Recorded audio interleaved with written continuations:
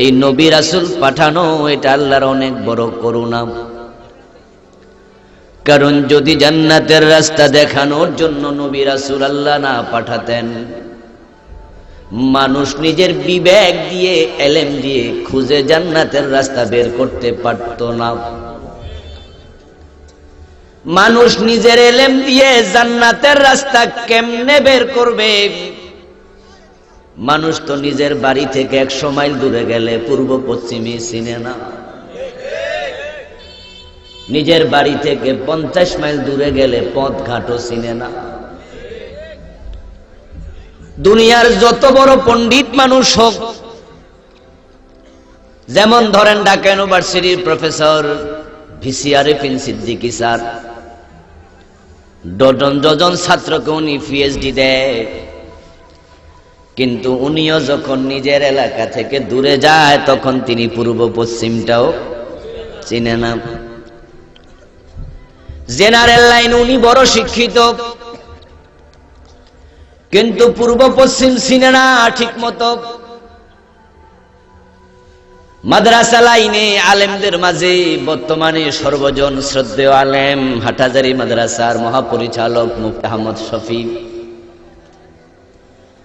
উনিও যখন ঢাকা থেকে চট্টগ্রাম যান, চট্টগ্রাম থেকে রাজশাহী যান, উনিও পূর্ব পশ্চিম চিনেন না। পূর্ব পশ্চিম হারাইয়া গেছে এমন ঘটনা আপনাদের জীবনে ঘটছে কিনা? আমার বন্ধু, আপনার বাড়ি যদি বিপাড়াতে হয়, কসবায় হয়, আপনি যদি চট্টগ্রাম যান তখন আপনি রাস্তাঘাটও চেনেন না। দুনিয়ার সব মানুষের জীবনে এটা ঘটে। যত বড় পণ্ডিত হোক, সে পূর্ব পশ্চিমও চিনবে না দূরে গেলে। যদি মানুষ পূর্ব পশ্চিমটাই না চিনে, নিজের বিবেক দিয়ে জান্নাতের রাস্তা চিনবে কেমনে? আল্লাহ তাআলা মানুষকে ইলম দিয়েছেন বড় সামান্য। তিনি কোরআনে বলেছেন, ওয়ামা উতিতুম মিনাল ইলমি ইল্লা কলিলা, আমি তোমাদেরকে ইলম দেই নাই। ওয়ামা উতিতুম মিনাল ইলম, তোমাদের ইলম দেয়া হয় নাই ইল্লা কলিলা, তবে দিয়েছি একবারেই সামান্য। ওই সামান্য ইলমের কারণে মানুষ অনেক কিছুই খুঁজে পায় না। আমরা জানি বেঁচে থাকার জন্য অক্সিজেন বড়ই প্রয়োজন। ওই অক্সিজেন থাকে বাতাসের মাঝে, কিন্তু আমরা কোনোদিন এটা খুঁজে পাইনি। আমাদের চোখে আমরা দেখিনি। নাকের কাছে গোলাপ ফুল নিলে গন্ধে মৌ মৌ করে হৃদয়, কিন্তু আমরা কোনোদিন গন্ধ চোখে দেখিনি। আবার প্রতিদিন দেখি সূর্য ওঠে, সূর্য ডোবে, বিজ্ঞান বলে সূর্য ওঠেও নি ডোবেও নি, বরং সূর্য আকাশে তার কক্ষপথে ঘুরছেই। আমরা প্রতিনিয়ত দেখি ওই সূর্য ফুটবলের মতো আকাশে ওঠে, কিন্তু বিজ্ঞান বলছে তুমি যা দেখো তা ভুল। এই সূর্য পৃথিবীর তুলনায় 13 লক্ষ গুণ বড়। সুবহানাল্লাহ। তা আপনার চোখের পাওয়ার আর কত? যা দেখেন ভুল দেখেন, যা জানেন অনেক কিছু ভুল জানেন। মানুষ যখন বাজারে গাই গরু কিনতে যায় তখন ওলান দেখে কিনে, কারণ সবাই বোঝে ওলান বড় হলে দুধ বেশি হবে। সবাই আমরা বুঝি ওলানের মাঝে দুধ, অথচ ওলান কাটলে দুধ পাওয়াই যায় না। যদি ওলান ছিদ্র করা হয় তাহলে রক্ত ঝরবে, দুধ নাম। তাহলে দুধ কোথায়? तमाम पृथिवीर सब प्राणी विज्ञानी যদি এক জায়গায় জড়ো হয় তারা গাভীর দেহের দুধ খুঁজে পাবে না। এক একটা গাভী সকাল বেলা 20 লিটার দুধ দেয়, 30 লিটার দুধ দেয়, এমন গাইও আছে না নাই? পুরা ওলান কাটলে দুধ পাওয়া যাবে কয় লিটার? 100 টাকা পাওয়া যাবে না। অথচ টানলে বাহির হয়, ঠিক না? বালতি ভইরা যায়। পুরা উলান কাইটা যদি মাফেন, গোস্ত হবে 5 কেজি, দুধ পাওয়া যায় 20 লিটার, থাকে কই? ছিদ্র করলে পরে রক্ত, কাটলে নাই দুধ, টানলে শুধু বাহির হয়, এ দুধটা থাকে কই? আমার ভাইয়ের এই এলেম দিয়া সবকিছু খুঁজে পাওয়া যায় না, তাই আল্লাহর এলেমের উপরে নির্ভর করা লাগবে, ঠিক না? আল্লাহ তাআলা বলেন, ইন্না লাকুম ফিল আনআমি লাইবরাহ। ও দুনিয়ার মানুষ, তোমাদের জন্য তোমাদের গবাদি পশুর ভিতরেই আছে নিদর্শন। নুসকিকুম মিম্মা ফি বুতুনি, তোমরা যে দুধ পান করো সেটা আমি তার পেটের ভিতরে রাখছি। সুবহানাল্লাহ। আমি তোমাদের গবাদি পশুর পেটের ভিতর থেকে দুধ পান করাচ্ছি। এখন পেটের ভিতরে কই আছে? তামাম দুনিয়ার সব মানুষ খুঁজলেও খুঁজে পাবে না। আল্লাহ বলেন, মিন বাইনি ফারসিন ওয়া দামিন লাবানান খালিসাম। ওই দুধ আমি গোবরের ভিতরে রেখে দিয়েছি। সুবহানাল্লাহ। দুধ কোথায় রাখছে আল্লাহ? গোবর ছিপ দিলে দুধ বাইরে। ও বন্ধু, আমরা কম জানি, আমরা যা দেখি সব ঠিকঠাক দেখি না, ভুল দেখি, এলেম তো কম। তাই তামাম দুনিয়ার সব মানুষ যদি এক জায়গা হয়, গোবরের ভিতরে খুঁজে কোনোদিন দুধ পাবে না। আল্লাহর কথার মাঝে কোনো ভুল আছে নাকি? ওয়াদামিন, এবং আমি এই দুধটা রক্তের ভিতর থেকে বের করি। সুবহানাল্লাহ। উলানের ভিতরে দুধ থাকে না, ওই উলান হলো দুধ বের হওয়ার মাধ্যম। ওই দুধ থাকে গোবরের ভিতরে আর রক্তের ভিতরে। আল্লাহ বলেন, সেখান থেকে আমি বের করে খাওয়াই। সুবহানাল্লাহ। তো আমরা মানুষ, যদি নবী রাসূল না আসতো, এত কম জানি, এত কম বুঝি, ওই সামান্য বিবেক দিয়া জান্নাতের পথ খুঁজে পাওয়া যেত না। এটা আল্লাহর বড় করুণা। তিনি যুগে যুগে অসংখ্য নবী এবং রাসূল দুনিয়ায় পাঠিয়েছেন। ওই নবী এবং রাসূলেরা আমাদেরকে জান্নাতের পথ দেখিয়েছেন। এখন ওই জান্নাতের পথে চলতে হলে নবীদের দেখানো রাস্তার উপরে টিকে থাকা দরকার আছে না নাই? আপনাকে জান্নাতের রাস্তা, আমাকে জান্নাতের রাস্তা নবীগণ দেখাবেন। আর নবীদেরকে জান্নাতের রাস্তা দেখাইছেন কে? নবীরাও এক একজন এক এক জায়গায় গেলে পথ হারিয়ে ফেলতেন। উনারাও মানুষকে জিজ্ঞাসা করে পথ জেনে নিতেন, উনারাও দিক হারাতেন। কিন্তু নবীদেরকে আল্লাহ নিজে নিয়ন্ত্রণ করেছেন ওহীর মাধ্যমে। তাই নবীরা ওহী মেনে চলেছে। ওহী মানার কারণেই নবীরা জান্নাত পেয়ে গেছে। সুবহানাল্লাহ। কোন নবী মন মতো চলে নাই। নবী নিজের মন মতো কোনো কথাও বলতেন না, যা বলতেন সব ওহী, ঠিক না? মা ইয়ানতিকু আনিল হাওয়া ইন হুয়া ইল্লা ওয়াহয়ুন ইউহা। আল্লাহ তাআলা বলেন, আমার নবী বানায়া কোনো কথা বলতেন না, তিনি যা বলতেন ইল্লা ইউহা, ইল্লা ওয়াহয়ুন ইউহা, এটা তার কাছে আসা ওহী। তিনি যত কথা বলতেন দ্বীনের ব্যাপারে সব আল্লাহর পাঠানো ওহী।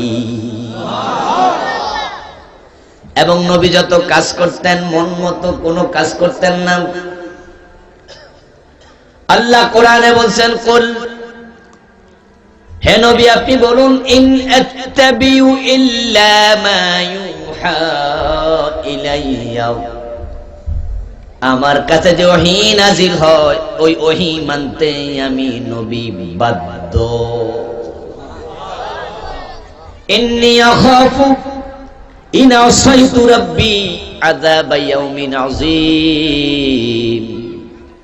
যদি আমি ওহী না মানি, ওহীর বাহিরে চলি, তাহলে কিয়ামতের দিন কঠিন আযাবের ভয় আমিও করি।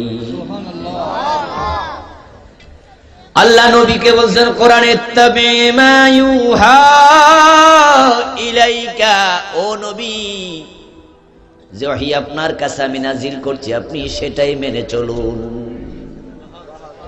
তাই তো বিশ্ব নবী বলেছিলেন, আমার মেয়ে ফাতেমাও যদি চুরি করে আমি তার হাতটাও কাটবই, কারণ ওহীর বাহিরে যাওয়ার কোনো অধিকার নবীরও নেই।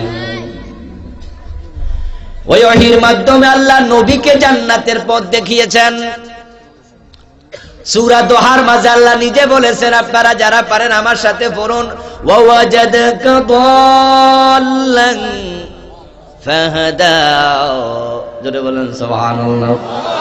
আল্লাহ তাআলা বলেন, হে নবী, আল্লাহ আপনাকে পেয়েছিলেন পথ সম্পর্কে অনবহিত অবস্থায়, অতঃপর তিনি আপনাকে পথ দেখাইয়া দিয়েছেন। ওয়া মা কুনতা তাদরি মাল কিতাব ওয়ালাল ঈমান, ওহী নাযিল হওয়ার আগে আপনি নবীও জানতেন না ঈমান এবং কিতাব কি জিনিস। আমার ভাইয়েরা, আল্লাহর নবীগণ জান্নাতের পথ আমাদের দেখালেন, আল্লাহ নিজে নবীদেরকে জান্নাতের পথ দেখালেন। এখন আল্লাহ এবং নবী ছাড়া জান্নাতের পথ দেখানোর সুযোগ আর কারো নেই। আপনাকে জান্নাত যদি পেতে হয় আল্লাহ এবং নবীর পথে চলা লাগবে, ঠিক না? এর দুইয়ের বাহিরে চললে জান্নাত পাওয়া যাবে না। আল্লাহর রাসূল সাল্লাল্লাহু আলাইহি ওয়াসাল্লাম 1,14,000 সাহাবীর সামনে জাবালে রহমত পাহাড়ে দাঁড়িয়ে বিদায় হজের ভাষণ দিলেন। ওই ভাষণ চলাকালে রাসূল বললেন, হতে পারে এই দিনে, এই মাঠে, এই দুনিয়ায় তোমাদের সাথে আমার আর সাক্ষাৎ হবে না। আল্লাহ রাসূল সাল্লাল্লাহু আলাইহি ওয়াসাল্লামের বিদায়ের ইঙ্গিত শুনে সাহাবাগণ বেকরার হয়ে গেলেন। আল্লাহর হাবিব তাদেরকে প্রবোধ দিলেন, সান্ত্বনা দিয়ে বললেন, তোমরা বেকরার কেন হও? আমি নবী চলে যাব, তবে তোমাদের কাছে আমি দুটি জিনিস রেখে যাব। তারাকতু ফীকুম আমরাইন, আমি তোমাদের মাঝে দুটি জিনিস ছেড়ে দিয়ে গেলাম, রেখে গেলাম। লান তাদিল্লু মা তামাসসাকতুম বিহিমা, যতদিন ওই দুইটা জিনিস তোমরা আঁকড়ায়া ধরবা ততদিন তোমরা পথ হারা হবে না। ও আমার ভাইয়ারা, আল্লাহ রাসূল এই কথাটা যখন বলছিলেন তখন কি সেখানে আমরা হাজির ছিলাম? জোরে কথা বলেন না ভাইয়ারা। কাদের কাছে কথাটা বলেছেন? সাহাবাদের কাছে।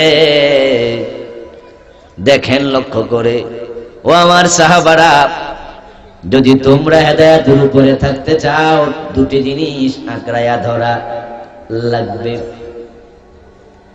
এবং আল্লাহ রাসূল যখন ওয়াজ করছেন, আলোচনা করছিলেন, বক্তব্য দিচ্ছিলেন, সেখানে হযরত আবু বকর হাজির আছেন না নাই?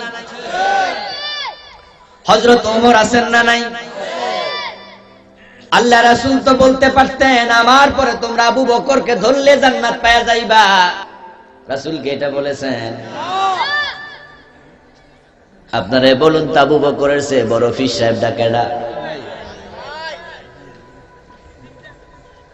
ও বন্ধু, কোন ব্যক্তি জান্নাত দিতে পারে না, জান্নাতের পথ দেখাবেন কে? আল্লাহ।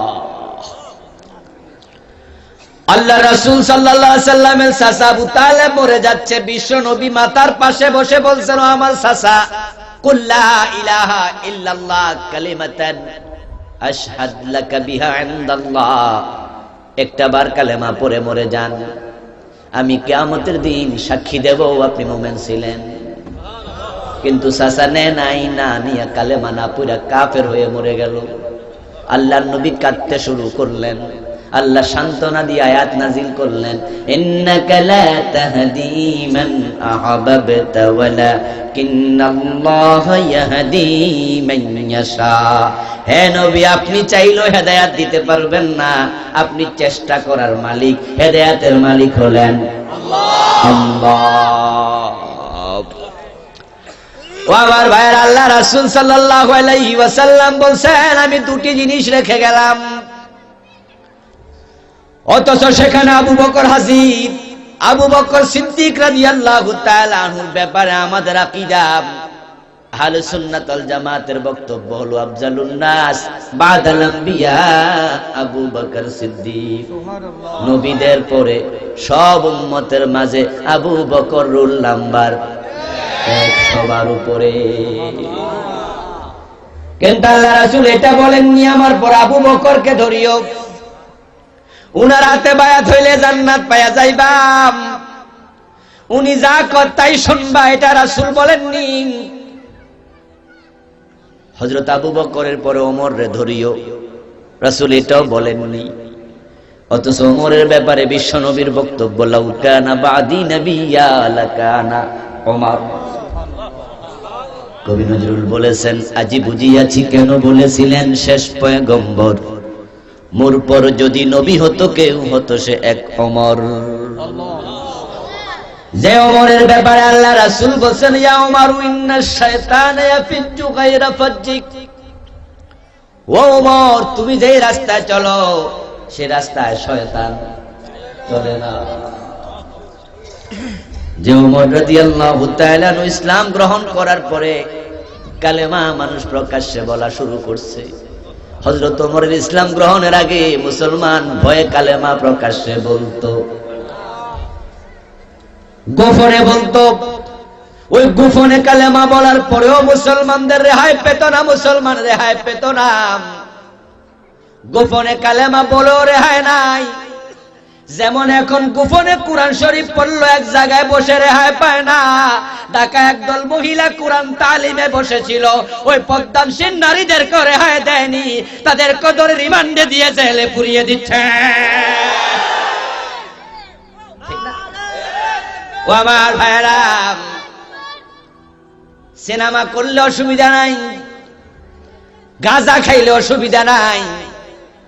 14 ফেব্রুয়ারি আসতেছে, ভ্যালেন্টাইন ডে পালন করবে, বিশ্ব বেহায়া দিবস পালন করবে। হাজার হাজার যুবতী রাস্তায় নামবে, বেহায়াপনায় মেতে উঠবে, তাদেরকে অ্যারেস্ট করবে না, উল্টা প্রশাসন পাহারা দেবে, ঠিক না? বরং পত্রিকা হেডলাইন বানাবে, ভালোবাসায় সিক্ত হবে বাংলাদেশ। ওই বিবাহিত যুবক যুবতী ফুল আদান প্রদান করবে, হাতে হাত ধরে হাঁটবে, গাছতলায় গিয়ে বেহায়াপনায় লিপ্ত হবে, মাগরিবের পরে জেনা ব্যভিচার করবে, রাতের বেলায় গাঁজা খাবে, মদ খাবে, ওদেরকে প্রশাসন পাহারা দেবে।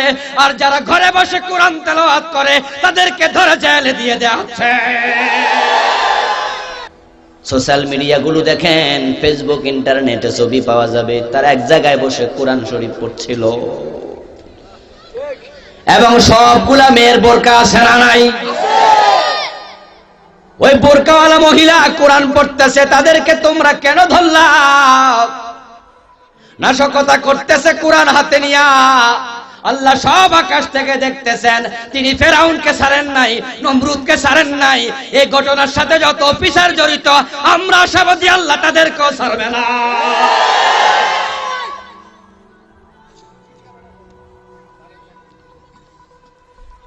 মুসলমান ভাইয়েরা, বলতেছিলাম সাহাবারা গোপনে কালেমা পড়েছে, তারপরও বেলালের গলার মাঝে রশি লাগাইয়া টানছে। বেলাল কি অপরাধ করেছিল? হযরত খাব্বাব রাদিয়াল্লাহু তাআলা আনহু গোপনে কালেমা পড়েছে, ওনার পিঠের মাঝে আগুন দিয়া সেক দিছে, ঠিক না? কাবার আঙ্গিনায় বিশ্ব নবী কাবার দেয়ালের সাথে পিঠ ঠেকায়া বসে আছেন। হযরত খাব্বাব ইবনুল আরত রাদিয়াল্লাহু তাআলা আনহু দৌড়ায় আসলেন, ইয়া রাসূলুল্লাহ, আপনি বুঝি আমাদের জন্য দোয়া করেন না? আল্লাহ রাসূল বললে, খাব্বাব কি হয়েছে তোমার বলো? হযরত খাব্বাব রাদিয়াল্লাহু তাআলা আনহু উনার পিঠ থেকে চাদরটা সরালেন। চাদর সরায়া দেখেন আল্লাহর নবী তাকালেন, খাব্বাব রাদিয়াল্লাহু তাআলা আনহুর পিঠের মাঝে বড় বড় গর্ত দেখা যায়, মাংস ছিদ্র হয়ে গর্ত হয়ে গেছে, ফিনকি দিয়ে রক্ত বের হচ্ছে। খাব্বাব কি হয়েছে? খাব্বাব বলেন, হুজুর এই জালেমগুলো আমাকে অনেক পিটাইলো আর বলল কালেমা সার, কালেমা সার। আমি ছাড়তে রাজি হই নাই। তারা পিটাইতে পিটাইতে আমাকে বেহুশ করে ফেলেছিল, আমি হুঁশহারা হয়ে গেছি। আমার নিথর দেহটাকে তারা আগুনের কয়লা বিছায়া ওই কয়লার মাঝে শোয়া বুকের মাঝে পাথর চাপা দিয়েছে। ওই আগুনের কয়লা আমার দেহের ভিতরে ঢুকে গেছে, রক্ত বের হয়ে আগুন নিভছে, এখন পিঠগুলা গর্ত হয়ে গেছে। ও আমার ভাই, প্রকাশ্যে কালেমা বলার মতো সাহস কারো ছিল না। হযরত ওমর কালেমা পড়লেন। আল্লাহর হাবিবের হাতে কালেমা পড়ার পরে হাতে তলোয়ারটা নিলেন, নিয়ে কাবার আঙ্গিনায় হাতিমে দাঁড়ালেন। হাতিমে কাবায় দাঁড়ায়া হযরত ওমর রাদিয়াল্লাহু তাআলা আনহু ঘোষণা করছেন জোরে চিৎকার দিয়া, কে মায়ের বুক খালি করতে চাও ওমরের সামনে হাজির হও, পারলে ঠেকাও। ওমর ঘোষণা করছে আশহাদু আল্লা ইলাহা ইল্লাল্লাহু ওয়া আশহাদু আন্না মুহাম্মাদান আবদুহু ওয়া রাসূলুহু। হযরত ওমর কালেমার ঘোষণা দেওয়ার আগে এইভাবে প্রকাশ্যে কেউ আর কালেমা পড়েনি। হযরত ওমর রাদিয়াল্লাহু তাআলা আনহু প্রকাশ্যে কালেমার ঘোষণা দিয়েছিলেন, যে ওমরের মাধ্যমে কালেমা দিবালোকে প্রকাশিত হলো। ওই 1,14,000 সাহাবীর মাঝে ওমর আছেন না নাই? এজন্য কবি নজরুল বলেছিলেন, হে আমিরুল মুমিনিন, তোমার স্মৃতি যে আজানের ধ্বনি জানে না মুয়াজ্জিন। আজকের মুয়াজ্জিনেরা মসজিদের মিনার কাঁপায়া আশহাদু আল্লা ইলাহা ইল্লাল্লাহ বলে আযান দেয়, আশহাদু আন্না মুহাম্মাদার রাসূলুল্লাহ বলে জোরে ঘোষণা দিচ্ছে। তুমি ওমর সর্বপ্রথম তো প্রকাশ্যে ঘোষণা দিয়েছিলে, হয়তো মুয়াজ্জিন সেটা খবরই রাখে নাই। যে ওমর হতো দ্বিতীয় নবী, যদি নবী হতো রাসূলের পর ওমর হতো নবী। কিন্তু 1,14,000 সাহাবীর সামনে রাসূল বলেননি ওমরকে ধরলে জান্নাত পাইবা। হযরত ওমর, হযরত আবু বকর সিদ্দিক, তারা সব সাহাবীর মাঝে আপনারা যেমন আমার সামনে বসে আছেন, সাহাবাদের মাঝে ওনারাও সেখানে হাজির ছিলেন। রাসূল বলছেন, আমি দুটি জিনিস রেখে গেলাম, ওই দুইটা জিনিসকে শক্ত করে ধরলে পথ হারা হবে না। কিতাব আল্লাহ, একটা হলো আল্লাহর কিতাব কোরআন, ওয়া সুন্নতি, আর একটা আমার সুন্নাহ হাদিস। ও দুইটা শক্ত করে ধরবে। ইবনু মাজাতে আসছে, আল্লাহ রাসূল বলেছেন, ওয়াদু আলাইহা বিন্নাওয়াজিস, আমার রেখে যাওয়া বিধানগুলোকে মাড়ির দাঁত দিয়া কামড়ায়া ধরো, ছুটে যেন না যায়। জান্নাত পাওয়ার জন্য আবু বকর ওমরকে সে দুটা জিনিস ধরা লাগছে, ঠিক না? ওই দুইটার বাহিরে আবু বকর ওমরও চলেন নাই, চললে উপায় থাকতো না। জান্নাত পেতে হলো দুটা, উনাদেরকেও ধরা লাগবে। বিশ্বনবীর পরে আবু বকর সিদ্দিক রাদিয়াল্লাহু তাআলা 2 বছর 3 মাস ক্ষমতায় ছিলেন প্রেসিডেন্ট হিসাবে। তারপর হযরত ওমর ক্ষমতায় আসলেন। হযরত ওমরের হাতে সাহাবারা যেদিন বায়াত নিলেন, বায়াত নেয়ার পরে হযরত ওমর মসজিদে নববীতে ভাষণ দিলেন, দাঁড়ালেন খুতবা দেওয়ার জন্য।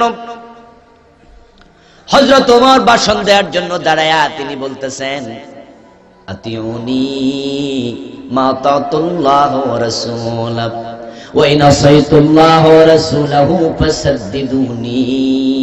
ও আল্লাহর বান্দারা, তোমরা আমি ওমরকে মানবে ততক্ষণ, আমি ওমর কোরআন হাদিস মানি যতক্ষণ।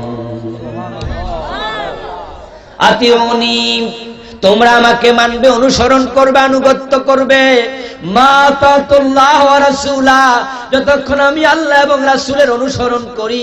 ওয়া ইন আসাইতুল্লাহ, ওয়া রাসূলহু ফাসাদ্দিদুনি, আমি ওমর যদি আল্লাহ এবং রাসূলের অনুসরণ থেকে দূরে সরে যাই, ফালা তুতিউনি, তোমরা আমাকে অনুসরণ করো না। হযরত ওমর কিন্তু এটা বলেন নাই, তোমরা আমাকে একা ফেলে দিয়ে চলে যেও না, অনুসরণ বাহিরে চলে যেও না।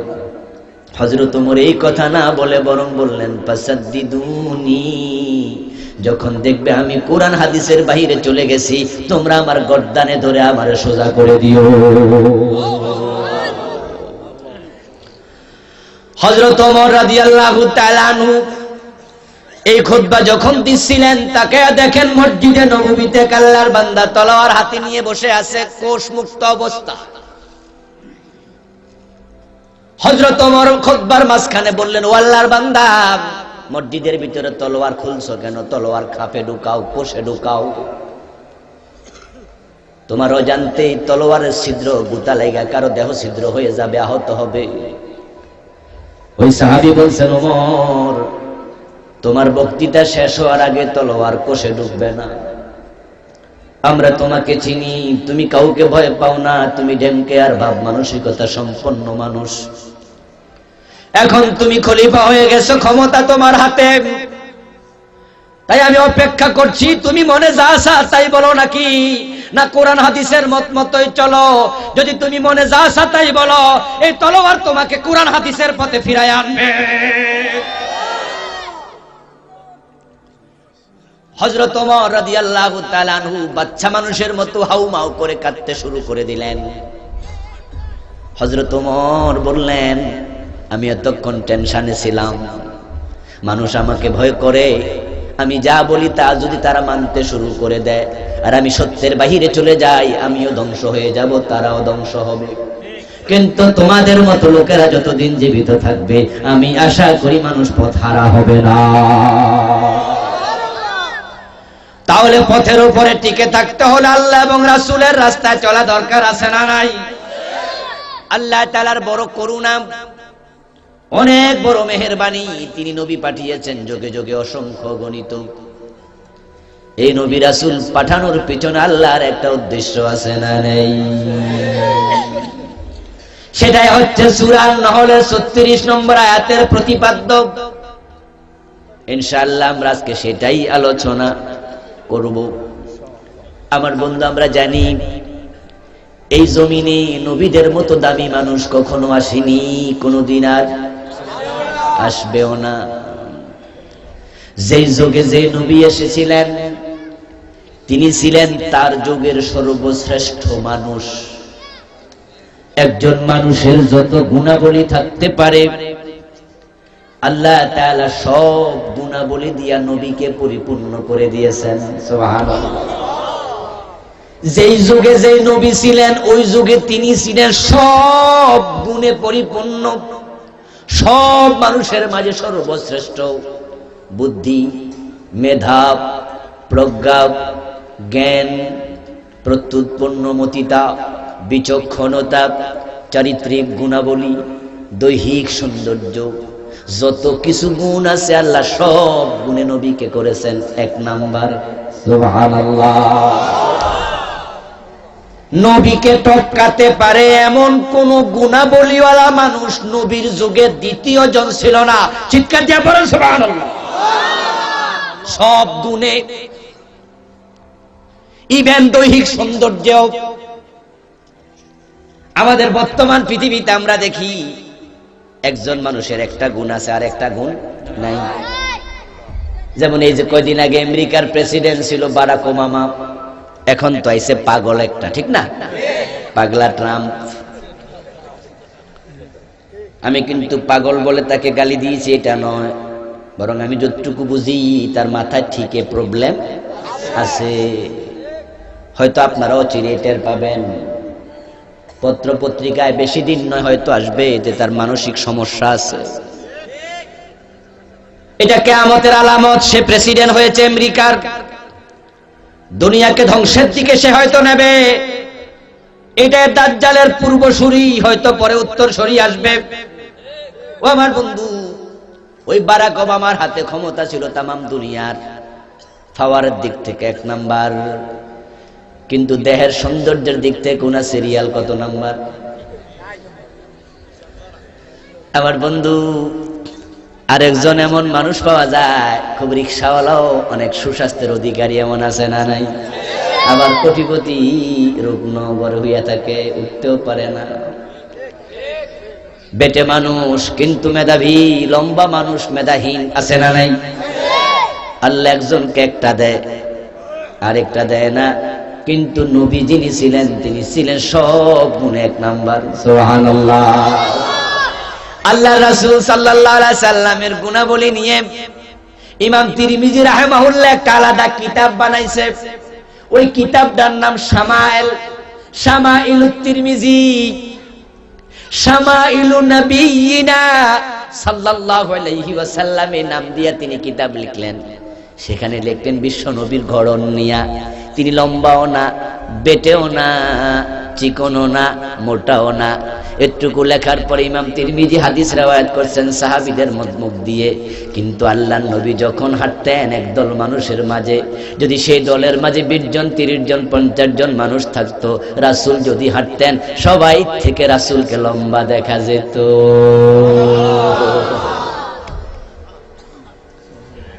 ব্যক্তিগতভাবে তিনি লম্বাও না, বেটেও না, মোটাও না, চিকনও না, কিন্তু দলের মাঝে যখন হাঁটতেন তখন রাসূলকে মনে হতো সবার চেয়ে। আল্লাহ নবীকে সব দিক থেকে 1 নম্বর করতেন, সব নবী। হযরত ইউসুফ নবীর সৌন্দর্য দেখে একদল মহিলা আঙ্গুল কাটছে, কোরআনে আছে না নাই? ওই মহিলাগুলো হযরত ইউসুফ আলাইহিস সালামের ব্যাপারে বলেছিল, ইন হাযা ইল্লা মালাকুন কারীম, এটা মানুষ না, এটা সম্মানীয় ফেরেশতা, মানুষ এত সুন্দর হতে পারে না। আল্লাহর হাবিব মেরাজ থেকে এসে বলেন, আমি আকাশে আমার ভাই ইউসুফকে দেখেছিলাম। ইউসুফ আলাইহিস সালামের ব্যাপারে রাসূল বলছেন, ইউসুফকে দেখার পর আমার মনে হয়েছে আল্লাহ যে সৌন্দর্য বানিয়েছেন তার অর্ধেকটা একা ইউসুফকে দিয়েছেন। আমার ভাইয়ারা, বিশ্ব নবীর স্ত্রী আমাদের মা আয়েশা সিদ্দিকা রাদিয়াল্লাহু তাআলা আনহা আল্লাহর রাসূলের সৌন্দর্য প্রসঙ্গ নিয়ে কবিতা লিখেছিলেন। ওই কবিতার একটি চরণ হলো লাওয়ামি জুলাইখা লাউ রাআইনা জাবিনাহু লাআসারনা বিকাতিল কুলুবি আলাল আইদি। মা আয়েশা বলেন, হযরত ইউসুফের সৌন্দর্য দেখে যেই মহিলাগুলো আঙ্গুল কেটেছিল, তারা যদি আমার নবীর কপালের সৌন্দর্য দেখতো তারা কলিজা কেটে ফেলতো। আল্লাহ তাআলা নবীকে সব দিক থেকে 1 নাম্বার করেছেন তার যুগের। ওই যুগে উনার মতো শ্রেষ্ঠ মানুষ দ্বিতীয় জন ছিল না। এই কথা বলার উদ্দেশ্য শুনুন এবার। আমরা জানি যেই মানুষ যত ইম্পর্টেন্ট তার কাজও হয় তত ইম্পর্টেন্ট। যেই মানুষ যত বড় তার কাজও হওয়া লাগে তত বড়। 10 লাখ টাকার কোনো বাজেট যদি থাকে, ব্রিজ কালভার্ট উদ্বোধন হবে, প্রধানমন্ত্রী আসা দরকার আছে? কথা বলেন না। এলাকার চেয়ারম্যান যথেষ্ট। 1 কোটি 2 কোটি টাকার বাজেটের কোনো কাজ যদি উদ্বোধন হয়, এলাকার এমপি যথেষ্ট। 10 কোটি 30 কোটি 50 কোটি টাকা বাজেটের কাজ একজন মন্ত্রী বা প্রতিমন্ত্রী যথেষ্ট। কিন্তু যদি 5000 কোটি 3000 কোটি 1000 কোটি টাকার কাজ উদ্বোধন হয়, প্রধানমন্ত্রী নিজে হাজির হয়। যিনি যত বড় তার কাজ হয় তত বড়। আমরা এতক্ষণ শুনলাম নবীদের মতো বড় দামি কোন মানুষ জগতে আর, তাহলে নিশ্চয়ই নবীরা যে কাজটা করেছেন সেটাও জগতের সবচেয়ে বড় কাজই ছিল। এখন আল্লাহ তাআলা এই পৃথিবীতে অগণিত সংখ্য নবী রাসূল কেন পাঠালেন? ওনাদের কাজটা কি ছিল? ওই কাজটা আমাদের জানা দরকার আছে না নাই? বিশ্ব নবীর মাধ্যমে নবী আগমনের ক্রমধারা যদি বন্ধ হয়ে না যেত, বাংলাদেশেও কোন নবী যদি আসতেন নিশ্চয় তিনি ওই দামি কাজটাই করতেন। এখন নবী আসার কোনো সম্ভাবনা নেই, কিন্তু নবীদের কাজটা তো আমাদের করে যাওয়া লাগবে, ঠিক না? ওই কাজটা আল্লাহ তাআলা এবার বলছেন, ওয়ালাকাদ বাআসনা ফি কুল্লি উম্মাতির রাসূলা, আমি সব উম্মতের কাছে রাসূল পাঠিয়েছি, আনিবুদুল্লাহ ওয়াজতানিবুত তাগুত। সব নবী দুনিয়াতে মাত্র একটা কাজ করেছেন, সুবহানাল্লাহ। সব নবী দুনিয়াতে মাত্র একটা কাজ করার জন্য এসেছেন। ওই একটা কাজই আপনাকে আমাকে করে যাওয়া লাগবে। ওই একটা কাজ হলো আনিবুদুল্লাহ, আল্লাহর ইবাদত করো। কার ইবাদত? আল্লাহ। ওয়াজতানিবুত তাগুত, এবং ওয়াও শব্দের বাংলা অর্থ হলো এবং। এবং বলার পরে আর একটু কথা আছে না নাই? ও মুসলমান ভাইয়েরা, নবীরা শুধু ইবাদতের দাওয়াত দেওয়ার জন্য আসেন নাই, ইবাদতের পরে এবং আছে, এবং এর পর আরো একটু আছে, ঠিক না? সূরা নহলের 36 নম্বর আয়াত বাড়ি গিয়ে তেলাওয়াত করবেন, তাহলে বাস্তবতা পাবেন, অর্থ ব্যাখ্যা দেখবেন। নবীর একটি দাওয়াত দেওয়ার জন্য দুনিয়া আসছেন, তবে ওই দাওয়াতের অংশ ছিল দুটি। দাওয়াত একটা, অংশ হলো দুইটা। ফজরের নামাজের ফরজ কয় রাকাত? ফজরের নামাজের ফরজ কয় রাকাত? এক রাকাত পরে বাড়ি চলে গেলে সওয়াব হবে কতটুকু? ইসলামের মূল রোকন হলো 5টা, তার মাঝে 1 নাম্বার ঈমান, ঠিক ঠিক? ঈমানের অংশ হলো 2টা, লা ইলাহা ইল্লাল্লাহ, আরেকটা আছে না নাই? মুহাম্মাদুর রাসূলুল্লাহ। ঈমান হলো একটা, অংশ হলো 2টা। কেউ যদি লা ইলাহা ইল্লাল্লাহ মানে, মুহাম্মাদুর রাসূলুল্লাহ না মানে, সে অর্ধেক মুমিন হবে। ও আমার বন্ধু, সব মুসলমান আমরা একমত হয়ে ফতোয়া দেব। 1000 দানার তাসবিহ আমরা দেখেছি, 1 লক্ষ দানার তাসবিহ আমরা দেখিনি। যদি কেউ 1 লক্ষ দানা দিয়েও তাসবিহ বানায়, লা ইলাহা ইল্লাল্লাহ পড়তে পড়তে জিহ্বার পানি শুকায়া ফেলে, কিন্তু রাসূলকে শেষ নবী, রাসূলকে রাসূল না মানে, ওই ব্যক্তি মুমিন না কাফের থাকবে? আমার ভাইয়েরা, 1 রাকাত ফজরের নামাজ পড়ে নামাজি হওয়া যাবে না, কোন যুক্তি এখানে চলবে না। হুজুর শীত বেশি ছিল তাই 1 রাকাত পড়ছি, আল্লাহ রহমান তিনি 50% সওয়াব দিতে পারেন, ঠিক না? আমার বন্ধু, আপনি যতই যুক্তি দেন, ফজরের নামাজি হতে হলে 1 রাকাত পড়লে হবে না, 2 রাকাতই পড়া লাগবে। আল্লাহ রহমান কথা ঠিক, কিন্তু এখানে কোনো ডিসকাউন্ট চলবে না। তিনি বলেছেন 2 রাকাত পড়ো, 2 রাকাত। কালেমাওয়ালা মুসলমান হলে অংশ 2টা তোমাকে মানা লাগবে। লা ইলাহা ইল্লাল্লাহ মানো, মুহাম্মাদুর রাসূলুল্লাহ তুমি মানো না, তুমি কাফের। ওই বাজারে শরৎচন্দ্র চট্টোপাধ্যায় হিন্দু ডাক্তার, সে যেমন কালেমার কোনোটাই মানে না, সে কাফের। অর্ধেক মানলে তুমি অর্ধেক মাইনাও তার মতোই কাফের। এই জমিনে নবীগণ এসেছিলেন 2টি অংশের দাওয়াত নিয়ে। এখন বাংলাদেশের আলেম ওলামারা 1 অংশের দাওয়াত নিয়ে ব্যস্ত হয়ে আমরা। তাই সব মাহফিলে গেলে দেখবেন নামাজ, রোজা, হজ, যাকাত, শুধু ইবাদত করো, ইবাদত করো। এই ওয়াজের কমতি নাই। পীর সাহেবরা ওয়াজ করতেছে ইবাদত করো, বক্তারা ওয়াজ করে ইবাদত করো, খানকায় চলছে ইবাদতের ওয়াজ, চলছে মসজিদগুলার মিম্বার থেকে ইবাদতের ওয়াজ। সবাই ইবাদত করো আল্লাহর, এই ওয়াজ করতেছে, কিন্তু পরের অংশের কথা ভুলে গেছে।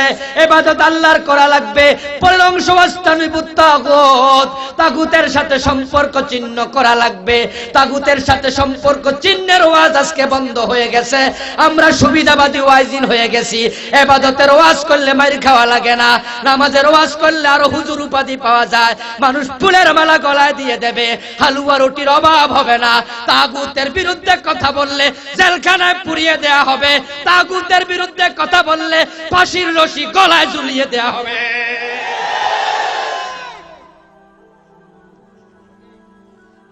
আমার বন্ধু, নামাজ রোজা ইবাদত ওইটুকুর ভিতরে ইসলাম শেষ আপনি ভাববেন না। নবীরা যে ইসলাম নিয়ে আসছিল, ইসলামের দাওয়াতের অংশ ছিল কয়টা? আনিবুদুল্লাহ ওয়াজতানিবুত তাগুত।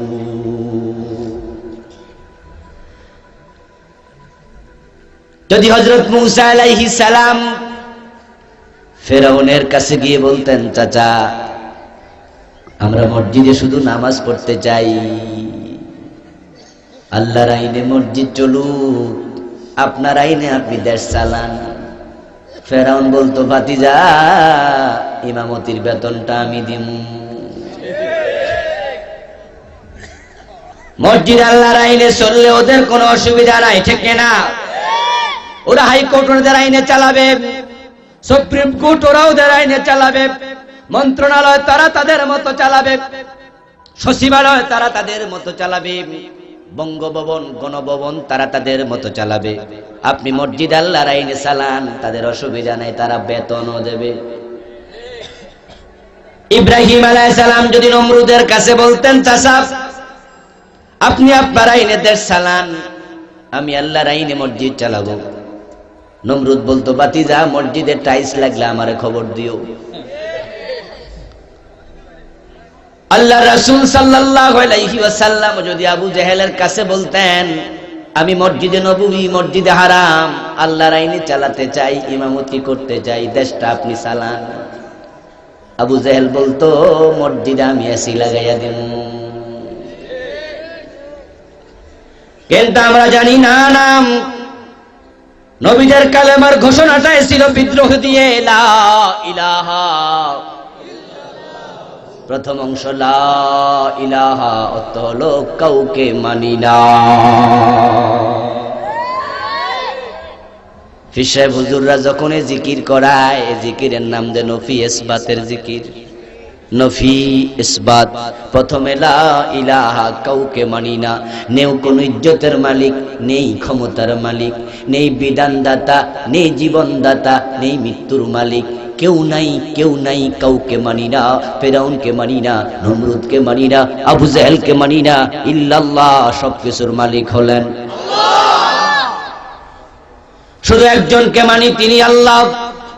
আপনারা জানেন ফেরাউন দীর্ঘদিন ধরে মিশরের রাষ্ট্রপতি ছিল, সবাই ফেরাউনকে মানত, কিন্তু হযরত মূসা বলে ফেললেন, লা ইলাহা ইল্লাল্লাহ, আল্লাহ ছাড়া কাউকে মানি না। ফেরাউনের গায়ে আগুন লেগে গেছে, ঠিক না? আমার বন্ধু, যদি নবীগণ শুধুমাত্র ইবাদতের দাওয়াত দিতেন, তাহলে তারা মাইর খাওয়া লাগতো না। আমার ভাইয়েরা, আজকে আমরা আলেম ওলামারা ওই নবীদের রেখে যাওয়া দাওয়াতকে দুই ভাগে ভাগ করে এক ভাগ গ্রহণ করেছি, আর এক ভাগ বর্জন করেছি। আমরা দেখতে পাচ্ছি এই দেশে দুই দল আলেম, এক দল দোনো ভাগের দাওয়াত দেয়, আর এক দল শুধু নামাজ রোজা হজ যাকাত জিকির আজকারের দাওয়াত দেয়। তারা তাগুতের সাথে সম্পর্ক রাখে, তাগুতের টেবিলে বসে তারা চা খায়, তাগুত তাদেরকে বাড়িতে দাওয়াত দিয়ে মিলাদ পড়ায়, কারণ তারা তাগুতের সাথে সম্পর্ক চিহ্ন করতে বলে না। আর যারা তাগুতের সাথে সম্পর্ক চিহ্ন করতে বলে, তাদেরকে ধরে ধরে ফাঁসির রশিতে ঝুলাইয়া দিচ্ছে।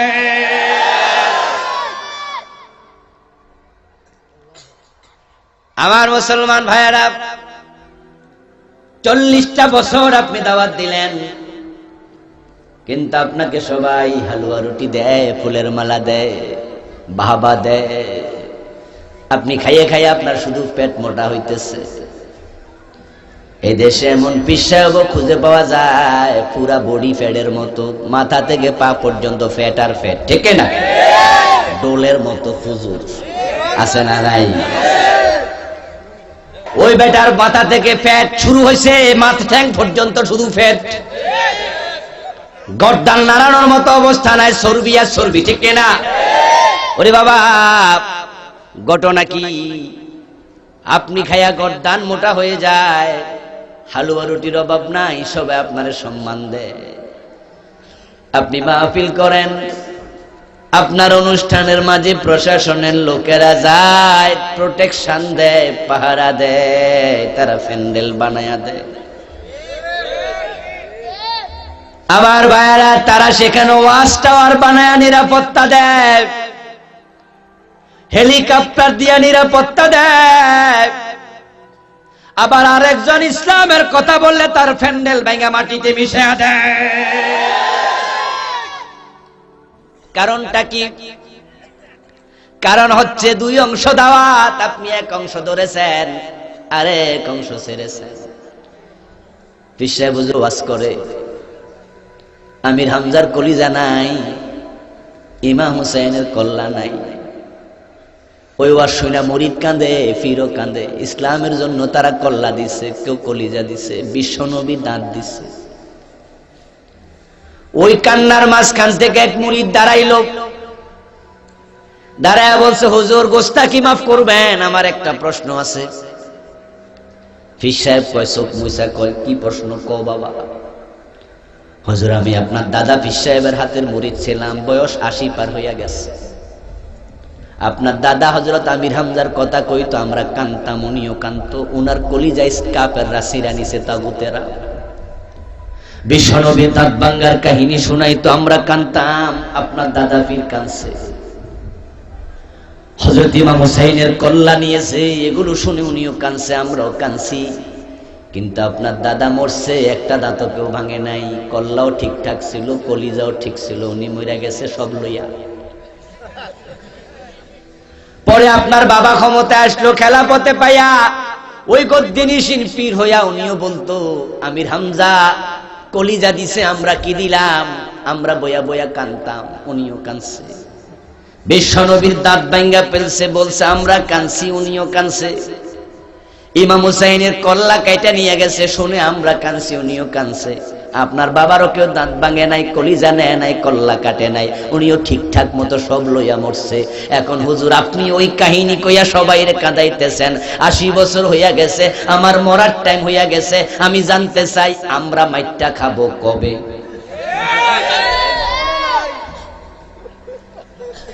পীর সাহেব আবার চোখ চোখ মুইসা কয়ে, মিয়া বেশি সালা কইছো, থামো। কারণ আমরা এমন ভাবে ওয়াজ করি, এমন ভাবে দিনের দাওয়াত দেই, হিকমতে হিকমতে আমরা হিকমত বুঝি। আল্লাহ কোরআনে বলছেন, উদউ ইলা সাবিলি রাব্বিকা বিল হিকমা ওয়াল মাউইজাতিল হাসানা ওয়াজাদিলহুম বিল্লাতী হিয়া আহসান। পীর সাহেব হুজুরের ওয়াজ ছিল, আমরা হিকমতে ওয়াজ করি। আমার ভাইয়েরা 30 বছর বক্তা বক্তৃতা দেয়, ওনার একটা মাহফিল 144 জারি হয় না, এমন বক্তা আছে না নাই? আবার আরেক বক্তা বক্তৃতা দিছে, যার ওয়াজ শুনে কাফের মুসলমান হতো, তারা জেলখানার কয়েদি বানিয়ে রাখা হয়েছে, ঠিক না? একজন ওয়াজ করে, তারে জেলখানার কয়েদি বানায়, ফাঁসি দেওয়ার ষড়যন্ত্র হয়। আরেকজন 30 বছর ওয়াজ করে, উনার হালুয়া রুটির অভাব নাই। আমার বন্ধু একজন মসজিদে ইমামতি করতেছে, মাসে একবার চাকরি যায়, ঠিক না? আছে না ভাই? আবার আরেকজন 40 বছর ইমামতি করে, সবাই উনার পায়ের মাঝে ফুলের মালা থয়, ফুল মুছে নেয় পায়ে। আমার বন্ধু, আপনি বলবেন কেমনে? কারণ কি? ওই বক্তা হিকমতে ওয়াজ করে, ওই বক্তারে তাই কেউ মারে না, তার প্যান্ডেল ভাঙে না। ওই ইমাম সাহেব হিকমত জানে, তাই তার ইমামতি যায় না। আমি পীর সাহেব হিকমতে ওয়াজ করি, 40 বছর আমারে কেউ মারে না। আমার দাদা হিকমত জানতো, আমার বাবা হিকমত জানতো, আমি গদ্দিনীশীল পীর, আমিও হিকমতে ওয়াজ করি, তাই আমরারে কেউ মারে না। আমি প্রশ্ন করতে চাই, বিশ্ব নবীরে মারে, তাহলে রাসূল বুঝি হিকমত বুঝতো না?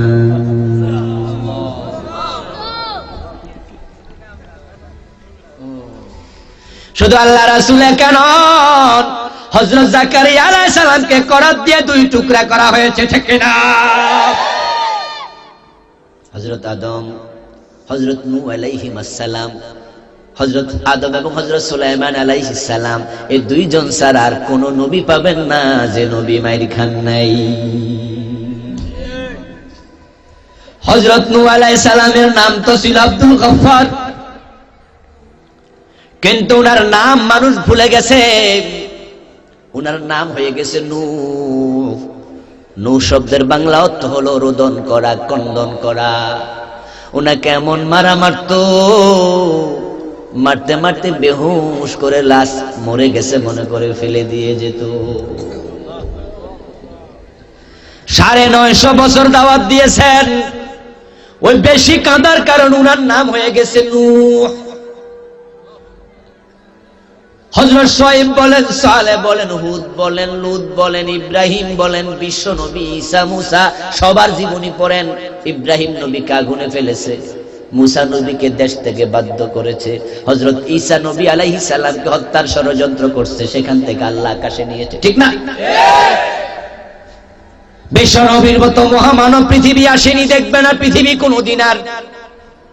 অথচ উনার গায়ের একটা পশমের জায়গা ছিল না তায়েফের মাঠে, যেখানে রক্ত লাগে নাই। বিশ্ব নবীর মতো মহামানবকে 3 বছর জেলে পুরে রাখা হয়েছিল। কি অপরাধ ছিল, কি অপরাধ ছিল? এই যে আমার ভাই পাশে বসে আছেন, এই আল্লাহর বান্দাদের মতো আলেমদেরকে জেলে ঢুকাইছে, ঠিক না? এলাকার মদের ব্যবসায়ী, আপনারা সীমান্তবর্তী এলাকা, এই সীমান্তবর্তী এলাকাতে ফেন্সিডিলের ব্যবসায়ী আছে না নাই? ওরা বুক ফুলাইয়া চলছে। আমার বন্ধু হেরোইন যারা ব্যবসা করে, আবার ব্যবসা করে, তারা বুক ফুলাইয়া চলে। টুপিওয়ালা দাড়িওয়ালা মানুষ জেলের ভিতরে পৌঁছে। ও আমার ভাইয়েরা, কেন হলো বিশ্ব নবীকে জেলে কেন দেয়া হলো? কি অপরাধ তিনি করেছেন? ওই শিয়াবে আবি তালেবের জেলখানার ইতিহাস পড়লে অবাক হবেন। বর্তমান জেলখানায় 2 বেলা খাবার দেয়, থালাবাটি কম্বলকে সম্বল বানিয়ে দেয়, গরমকালে ফ্যানের ব্যবস্থা আছে, লাইটের ব্যবস্থা আছে, 24 ঘন্টা আলো বাতাস আছে। টাকা থাকলে গরুর মাংস খাওয়া যায়, কোটিপতি হইলে হরিণের মাংস পাওয়া যায়। কিন্তু রাসূল যে জেলে ছিলেন, সেখানে খাবার সাপ্লাই বন্ধ করে দিয়েছিল, পানি সাপ্লাই বন্ধ করে দিয়েছিল, মহিলাদের বুকের দুধ শুকিয়ে গিয়েছিল, বাচ্চাদের চিৎকারে রাতের বেলা আকাশ বাতাস ভারী হয়ে উঠত। 1-2 মাইল দূর থেকে শিয়াবে আবি তালেবের সমস্ত বন্দীদের কান্নার আওয়াজ শোনা যেত। পেটের ক্ষুধা যাতনার কারণে গাছের ছাল বাকল, গাছের পাতা খেয়েছে, তাদের পায়খানা ছাগলের পায়খানার মতো হয়ে গেছে। ওই শিয়াবে আবি তালেবে 3 বছর থাকা অবস্থায় হযরত ফাতেমা রাদিয়াল্লাহু তাআলা আনহা, বিশ্বনবীর আদরের দুলালি, স্বাস্থ্যগতভাবে এমন ক্ষীণ হয়ে গেছেন, এমন চিকন হয়ে গিয়েছেন, পরবর্তী জীবনও তার স্বাস্থ্য আর ভালো হয় নাই। ও আমার ভাই, আল্লাহ রাসূল বুঝি হিকমত বুঝতো না। নবীগণ সবাই মার খায়, আর আপনি হালুয়া রুটি খান, হালুয়া রুটির অভাব হয় না। এটাই যদি হয় বাস্তবতা, তাহলে বুঝতে হবে নবীর দাওয়াত আর আপনার দাওয়াত এক দাওয়াত হতে পারে না।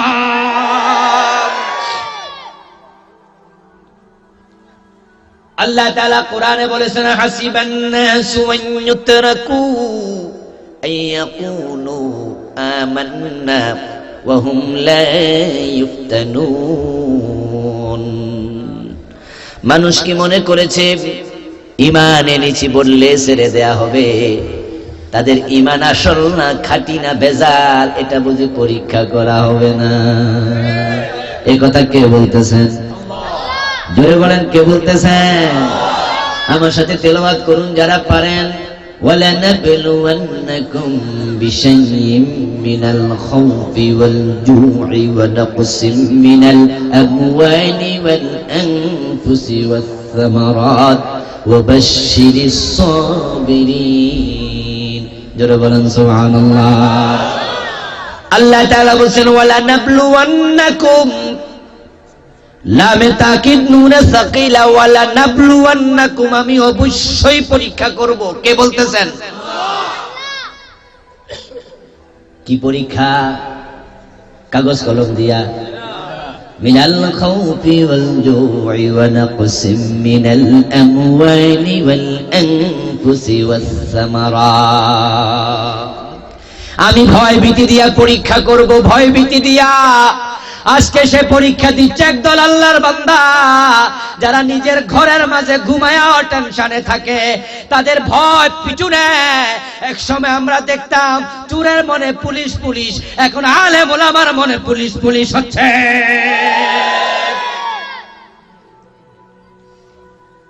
আমার বন্ধু দাড়িওয়ালা মানুষ, আমরা যে যেখানে যাই, বাজারে যাই, অফিসে যাই, রাতের বেলায় দিনের বেলায় একটা টেনশন সব সময় কাজ করে। কারণ বাজারে যদি আপনি যান, সেখানে কেউ বোমা ফুটায়, কোন জালেম বোমা ফুটাইয়া বোমাওয়ালা দৌড় মেরা চলে গেল, দাড়ি থাকলে আপনি ধরা খাবেন, ঠিক না? ওরা এসে আপনাকে ধরবে, পাইছি জঙ্গি। আমার ভাইয়েরা, বাংলাদেশের 500-র উপর থানা আছে। প্রত্যেকটা থানায় আলেম ওলামার নামে মামলা রেডি করা আছে। এক সময় আলেম ওলামারা, আমরা পুলিশ দেখলে কখনো ভয় পেতাম না। আমাদের মনে বল ছিল, পুলিশ আমাদের বন্ধু, ধরতে পারে না, কারণ তারা জানে আলেম ওলামারা অন্যায় করে না। কিন্তু এখন কি সেই মনোবল আমাদের আছে? বরং আমরা টেনশনে থাকি। দাড়ি যেহেতু আছে, টুপি আছে, মামলা তো রেডি করা আছে। যদি আপনাকে ধরে থানায় নেয়, নতুন কোনো মামলা দেয়া লাগবে না, আগের মামলাতে নাম ঢুকাই দিলেই চলবে। দাড়ি মাইপা দেখবে, শুধু দাড়িটা মাপবে। লম্বা হইলে হেফাজতের মামলা, ছোট হইলে জামাতের মামলা, ঠিক না?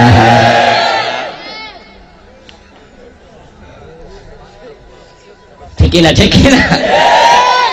হেফাজতের মামলা থানায় আছে না নাই? জামাতের মামলা আছে না নাই? তা আপনি দাড়ি যদি থাকে, দাড়িটা মাইপা চাইব, কোনটা ফেলা যায় এটাতে ফেলো। ও মুসলমান, এমনটা তো হওয়ার কথা ছিল না। আমরা তো বুক ফুলে চলার কথা ছিল, কিন্তু এখন আমাদেরকে আল্লাহ ভয় দিয়া পরীক্ষা করতেছেন, সারাক্ষণ টেনশন। আবার আরেক দল দাড়িওয়ালা বাংলাদেশে পাওয়া যায়, পাগড়িওয়ালা পাওয়া যায়, তাদেরকে নিয়ে ওই ফরিদউদ্দিন মাসুদের মতো পুলিশ বাইরা কাতরে চায়ের টেবিলে বসে চা খায়,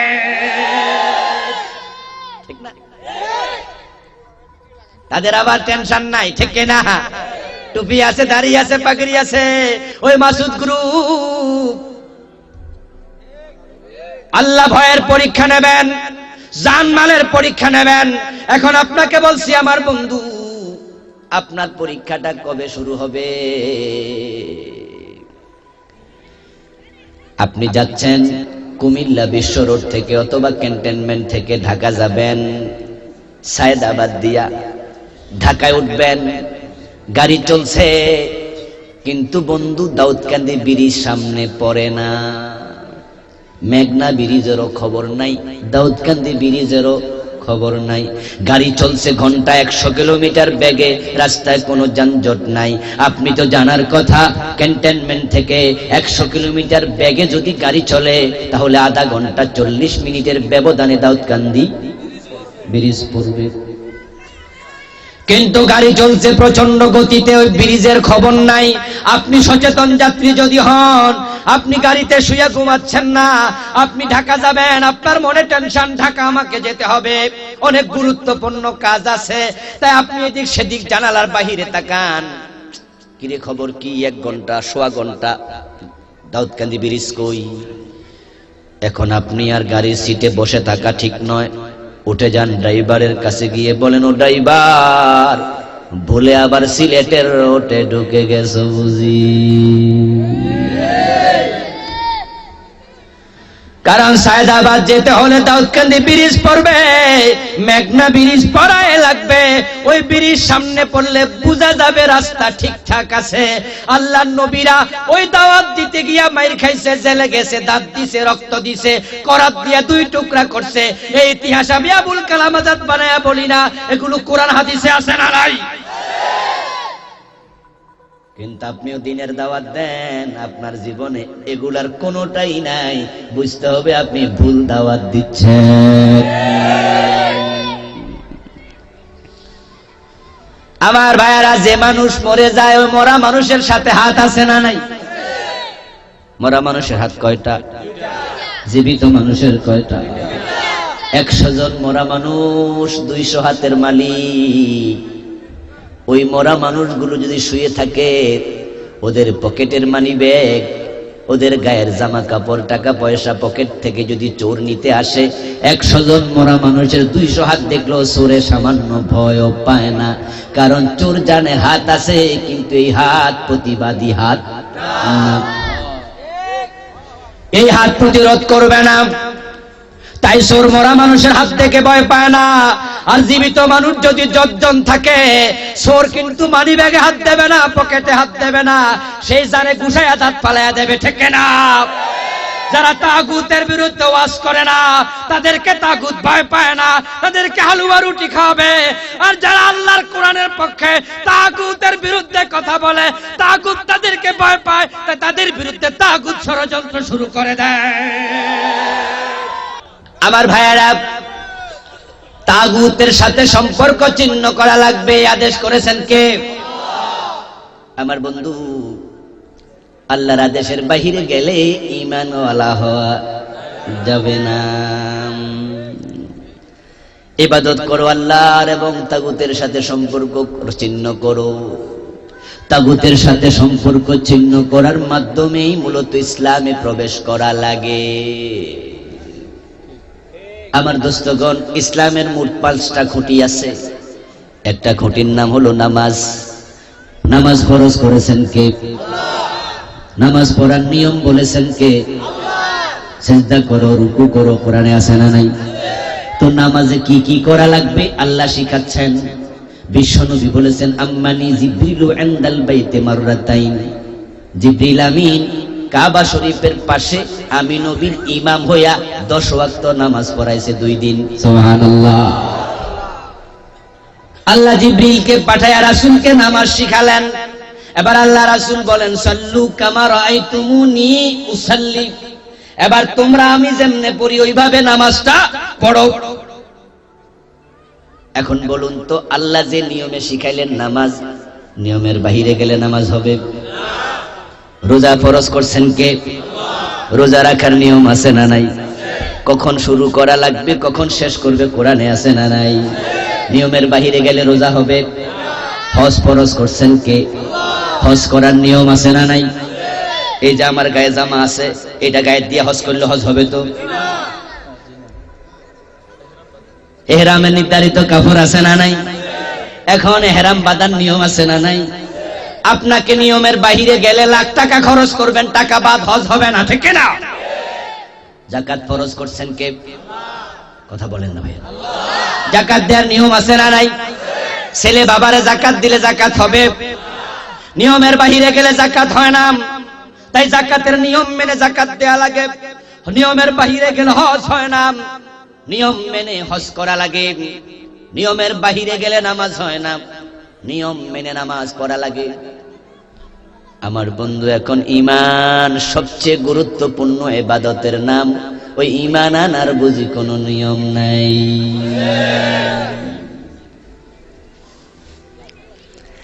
আমাদের দেশের লোকেরা ঈমান আনছে বটে, কিন্তু অনেক ঈমান আনার নিয়মটাই জানি না। এই দেশের লোকেরা মনে করে কালেমা পড়লে মুমিন হওয়া যায়। এটা ভুল ধারণা, ভুল ধারণা, ভুল ধারণা।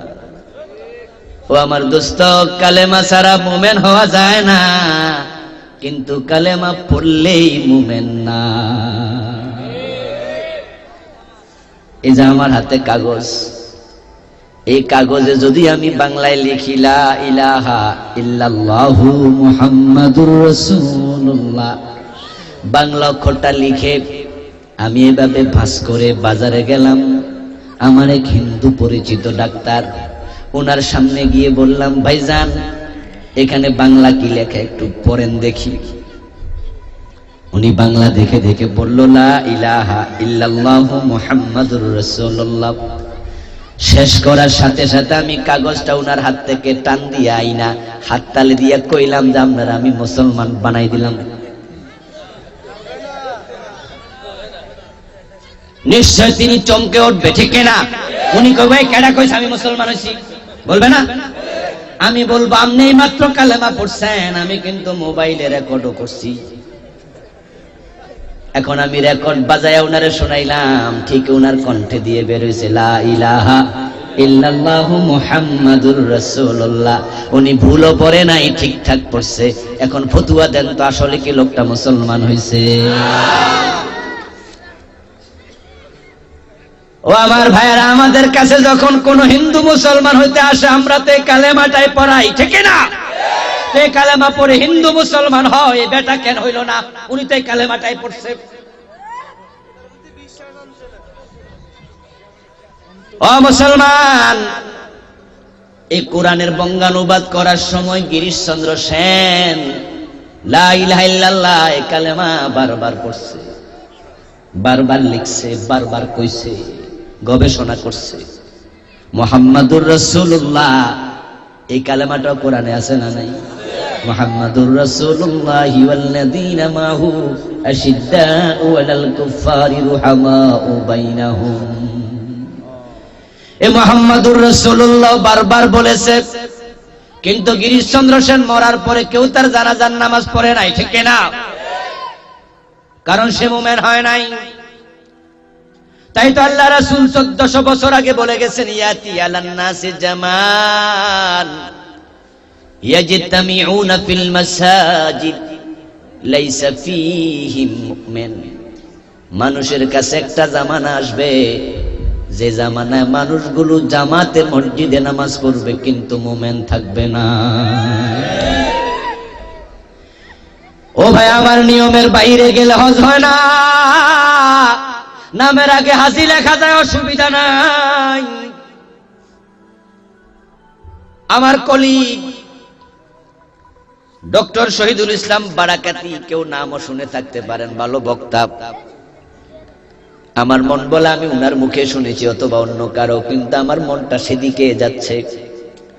হজে গেলেন, কাহিনী বলতেছিলেন, উনাদের কাফেলা এক বুড়া মানুষ মিনায় গেলেন, আরাফার মাঠে গেলেন। আরাফার মাঠে যাওয়ার পরে লোকটা হারায়া গেছে। ওই বুড়া মিয়ার ওরা আর খুঁজে পায় না। ওনারা মক্কা শরীফ আইসা তাওয়াফ করে আবার মিনায় চলে গেছে। 2-3 দিন 4 দিন পরে মিনার কাজ সব সমাধা যখন করলো, 3 দিন অবস্থান করে ফিরে আসছে আবার মক্কায়। ফিরে আইসা দেখে ওই বুড়া মিয়া ঘরের মাঝে বসে আছে। ওরা তো আশ্চর্য, যিনি হজের মূল দায়িত্বশীল তিনি কয়, চাচা আপনি কোথায় ছিলেন? কত খুঁজলাম পাইলাম না। চাচা কয়, হারাইয়া গেছিলাম। চাচা কয়, হারাইয়া গেছিলাম, তবে হাতের মাঝে একটা কার্ড দেয়, হজ যারা করে তারা জানে, এটা বেল্টের মতো দেয়। কইটা দেখা আমারে নিয়ে আইছে মক্কা শরীফে আইনা আমারে বলছে অফিসে নিয়া কোন দিকে, আমি দেখাই দিছি, হজের লোকেরা আমারে রুমে দিয়া গেছে। চাচা তা তো বুঝলাম, আপনি রুমে আসছেন, এখন তাওয়াফ করতেন না। বুড়া কয়, আমি হারাইতে আর চাই না। কই যে তোমার দাদি বুড়া মানুষ, আমি মইরা গেলে হের উপায় নাই, এই জন্য আমি নিয়ত করছি আমি গর্তে আর বাইরে হইতাম। আসলে হারাই গেলে তো বড় বিপদ। সৌদি আরবে কথা বোঝে না, বোঝেন নাই কথা, কেউ কারো কথা বোঝে না। আমি কইলে আপনি বোঝেন না, আপনি কইলে। ও বুড়া দাদা হারাইয়া এমন বিপদ টের পাইছে, বেটা কয় আমার টাইম দেওয়ার বাইর করতে পারতা না, আমি তাওয়াফ করবো, এ ঘরে বইয়ে করেলাম। অথচ বন্ধু হজের 3টা ফরজের মাঝে একটা ফরজ হচ্ছে তাওয়াফে জিয়ারা, কাবা তাওয়াফ না করলে হজের ফরজ বাদ হজ হবে না। অনেক বুঝাইলো চাচা আপনার হজ তো হইব না, চাচা কয় মনের খবর আল্লাহ জানে, আমি বাইরিতাম না। আচ্ছা উনি যদি বাইর না হয় জোর করে কেউ পারবো? তো ওই চাচা মিয়া দাদা মিয়া কাবা তাওয়াফ আর করে নাই, রুমতেও বাইর হয় নাই, খাইছে ঘুমাইছে টয়লেট করছে, এরকম করে পরে দেশে আসছে। উনিও নামের আগে আলহাজ লিখতে পারবে, কোনো অসুবিধা নাই, কিন্তু উনার হজটা যে হয় নাই এটা তো আমরা সবাই বুঝি, ঠিক কিনা? যারা কাদিয়ানি তারাও নিজদেরকে মুসলমান পরিচয় দেয়, ঠিক কিনা? কিন্তু তামাম দুনিয়ার সব হক্কানি আলেম একমত কাদিয়ানি কাফের। ও আমার ভাইয়েরা, আপনিও মুসলমান দাবি করতে পারবেন, কোনো অসুবিধা নাই, কিন্তু আপনি নিয়ম মেনে কালেমা না পড়লে মুসলমান হওয়ার কোনো সুযোগ নাই। এখন আমরা তো অধিকাংশ মুসলমান ওই কালেমাটা পড়ছি মুক্তবে, যখন নিয়ম কানুন জানতাম না বুঝতাম না। কিন্তু এখন তো বয়স হয়েছে, ওই নিয়মটা বুঝে কালিমাটা পড়া দরকার আছে না নাই? ওই নিয়মটা বুঝে কালেমা পড়ে এখন তওবা করে আবার নতুন করে মুসলমান হওয়ার সুযোগটা আছে না নাই? এখন কালেমা পড়ার নিয়মটা কি?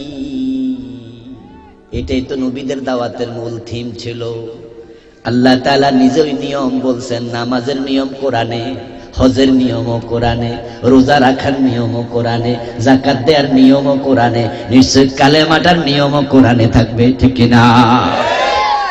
আল্লাহ কোরআনের মাঝে বলছেন, যারা পারেন আমার সাথে একটু গুনগুন করে পড়ুন, ফামাইয়াকফুরু বিত-তাগুতি ওয়া ইউমিন বিল্লাহি ফাকাদ ইসতামসাকা বিল উরওয়াতিল উসকা লা ইনফিসামা লাহা।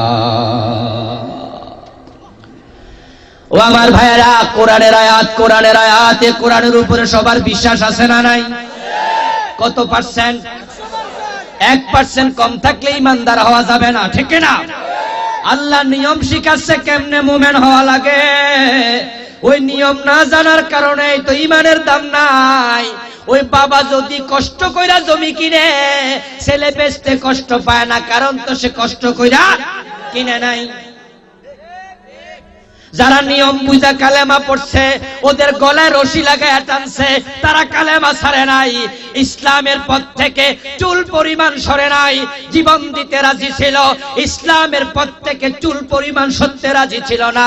আজকে আমরা কালেমা ইমান না বুঝে পড়ি, যার কারণে 10 টাকা দিলে বাটপারকে ভোট দিয়া দেয়, 20 টাকার নোট দেখাইলে চরিত্রহীনকে চরিত্রের সার্টিফিকেট দিয়ে দেয়, 10,000 টাকা দিলে বিশ্ববিখ্যাত আলেমের বিরুদ্ধে মিথ্যা মামলায় মিথ্যা সাক্ষী দিতে রাজি হয়, লাখ টাকা দেখাইলে খ্রিস্টান হয়ে যায় এমন মুসলমান আছে না নাই? সে ইমানটাও বিক্রি করে, কারণ সে কষ্ট কইরা তো আনে নাই, ইমান আনার নিয়মে তো শিখে নেই।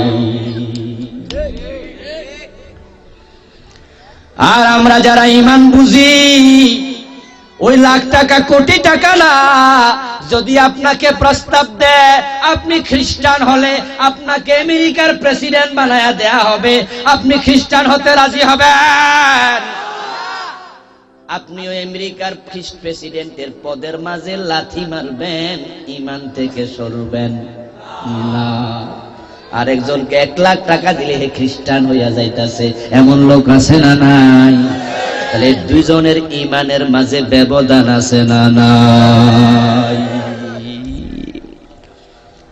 আল্লাহ ইমান আনার নিয়ম যেটা বলেছে, আজকে কান খুলে শোনে, একদিনে সব ওয়াজ করা যায় না, সম্ভব না, কিন্তু একদিনে ইসলামের কনসেপ্ট অর্জন করা যাবে, ঠিক না? কনসেপ্ট নিন। ও বন্ধু, আল্লাহ কোরআনের মাঝে বলছেন, ফামাইয়াকফুর বিত-তাগুত ওয়া ইউমিন বিল্লাহ, যে ব্যক্তি তাগুতের সাথে কুফরি করেছে, তারপরে আল্লাহর উপরে ঈমান এনেছে। ঈমান আনার নিয়ম দেখেন, আগে ঈমান নয়, আগে কালেমা নয়।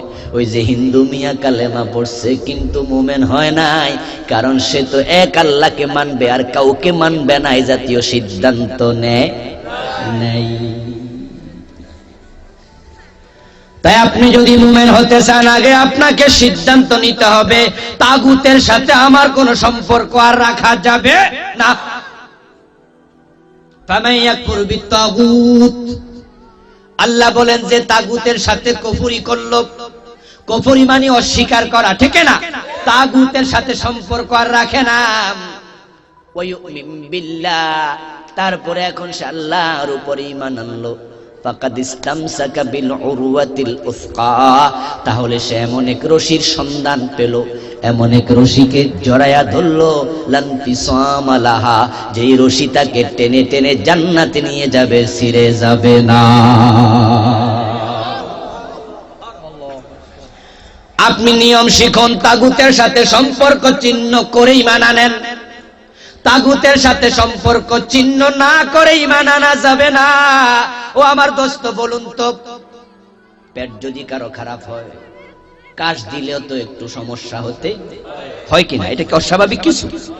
এটা একটা স্বাভাবিক বিষয়। আমি বোঝানোর জন্য উদাহরণটা দিচ্ছি। পেট খারাপ হয়েছে, কাশ দিছে, আর নিচে কিছু ময়লা টয়লা বের হইয়া শর্ট প্যান্টটা ভরে গেছে।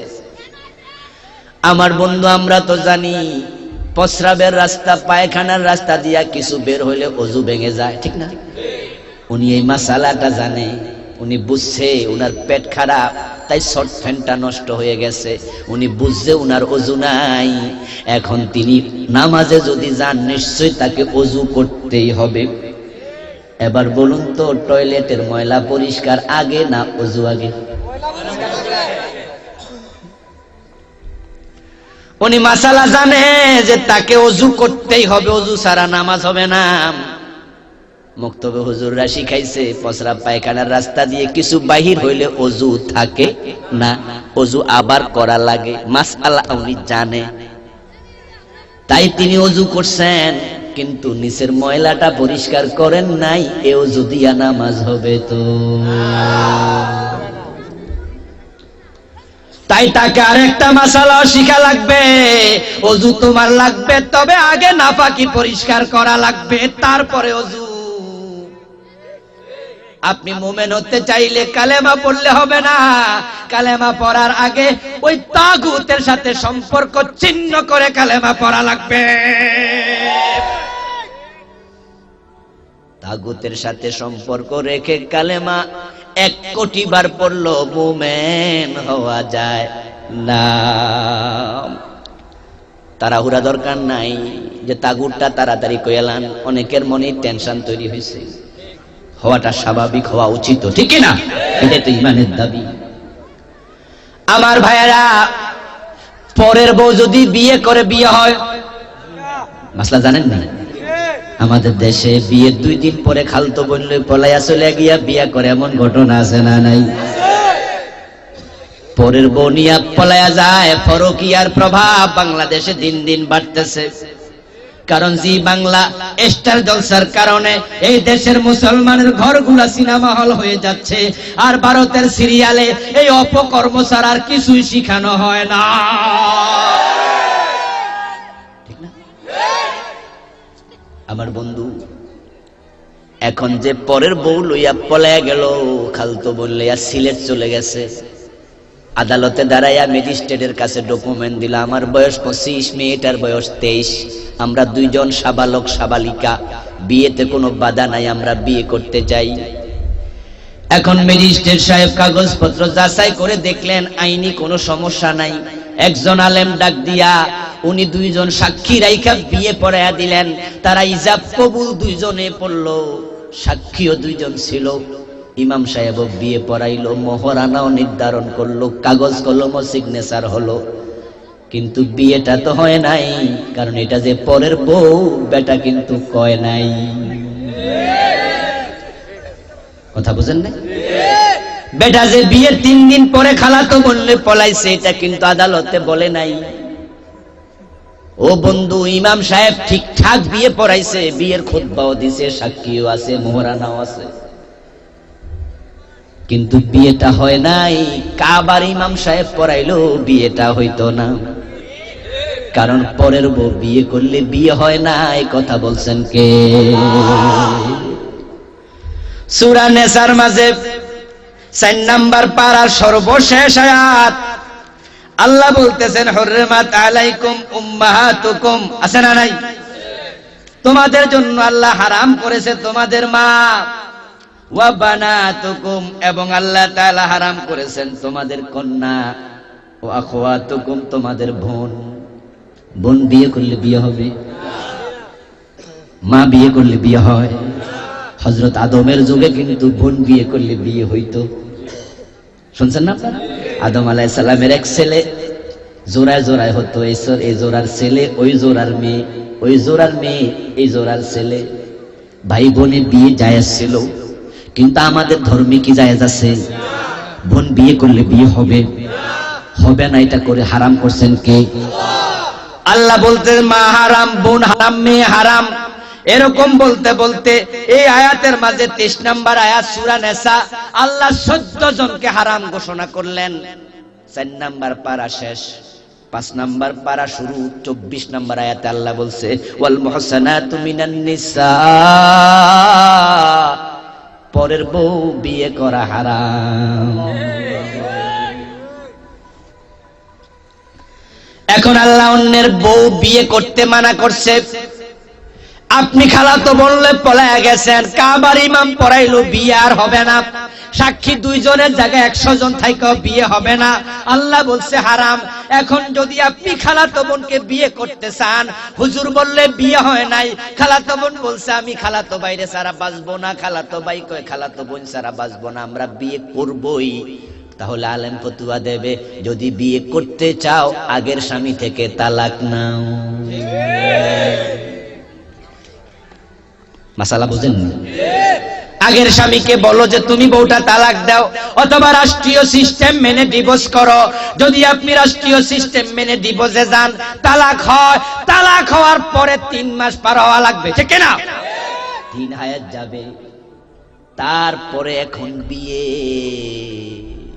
যদি অন্যের বউ বিয়ে করতে চাও, আগে তালাকের ব্যবস্থা করে নাও, না হয় বিয়ে হবে না।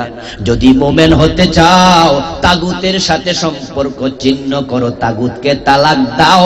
তাগুতের সাথে সম্পর্ক রাখলে মোমেন হওয়া যাবে না।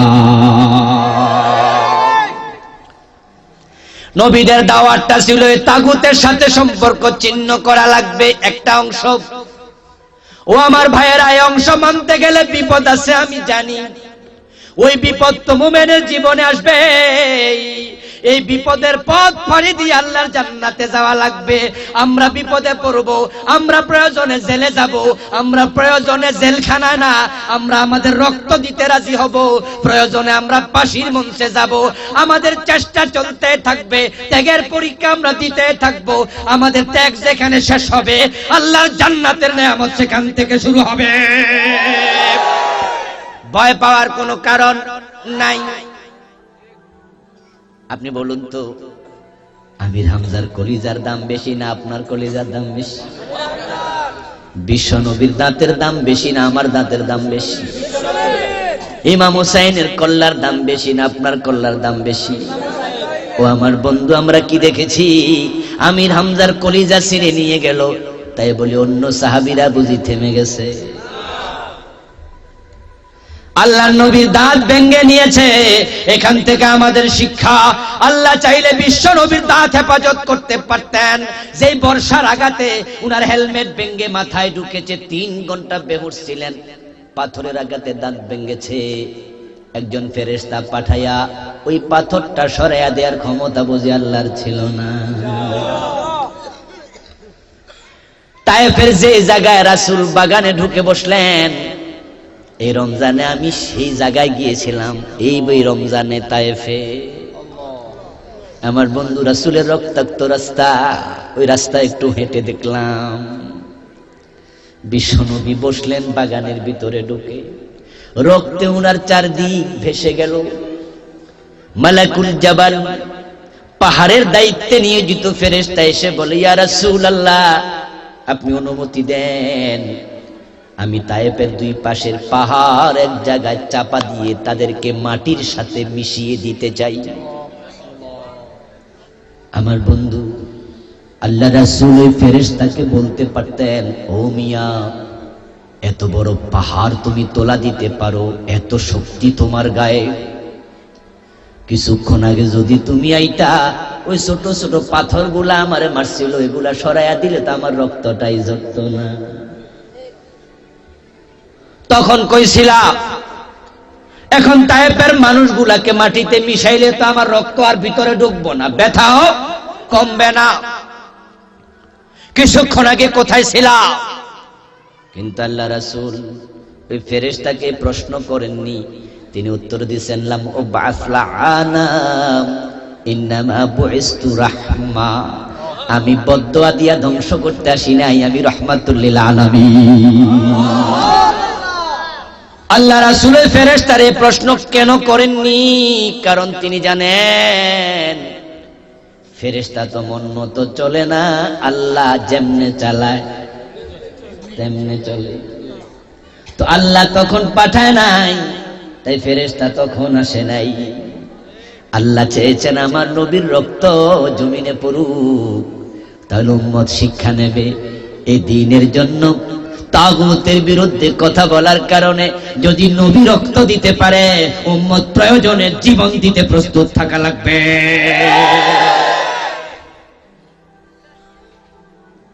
ও আমার ভাইয়েরা, ওই তাগুতের সাথে আপনি সম্পর্ক রাখবেন, আপনি জান্নাত পাবেন এটা ভাবতে পারেন না। তাগুত কে আসুন একটু শুনি। আমার বন্ধু, তাগুত শব্দটি তাগী শব্দ থেকে এসেছে। ইযহাব ইলা ফিরআউনা ইন্নাহু তাগা।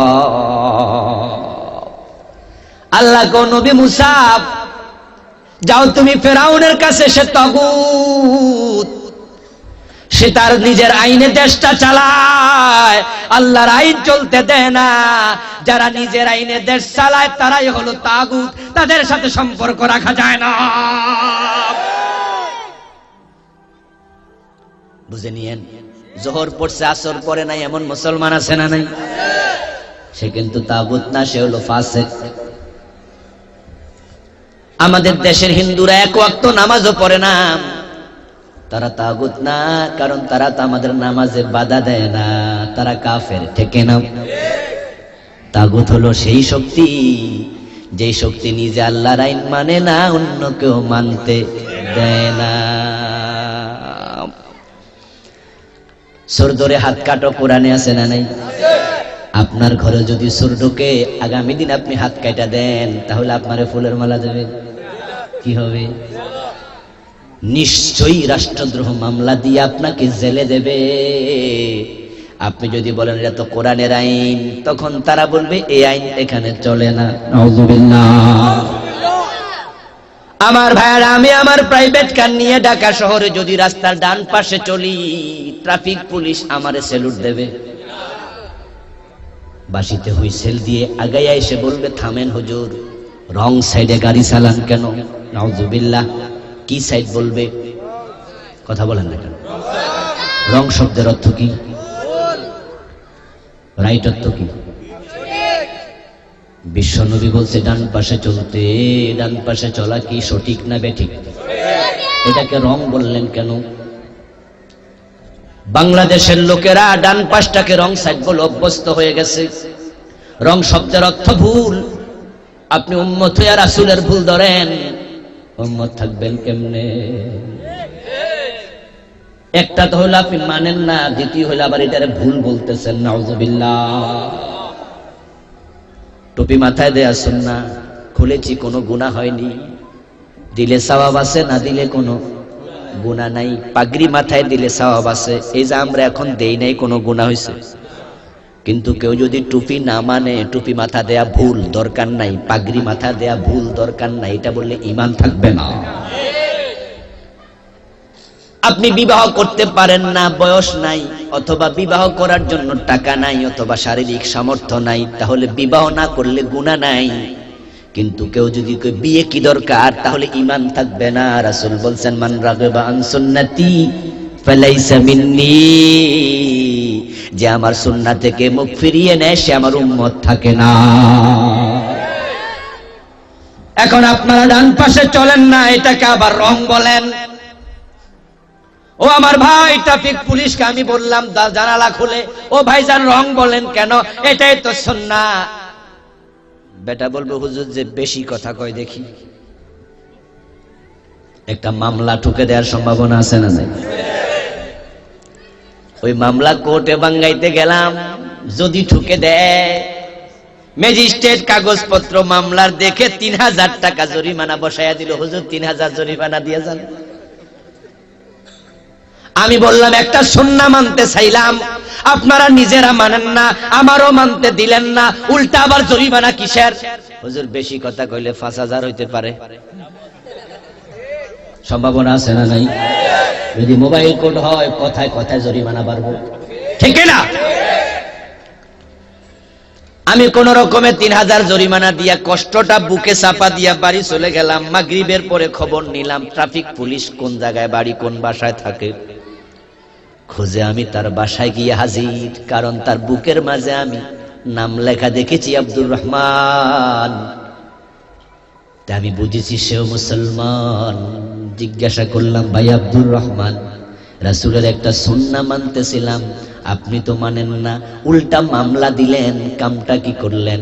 ট্রাফিক বলবে হুজুর আপনার সাথে আমার ব্যক্তিগত কোনো দ্বন্দ্ব নাই, আমি আপনাকে চিনিও না, কিন্তু আমি তো আইনের গোলাম, আইনে লেখা আছে ডান পাশে চলতে মানা।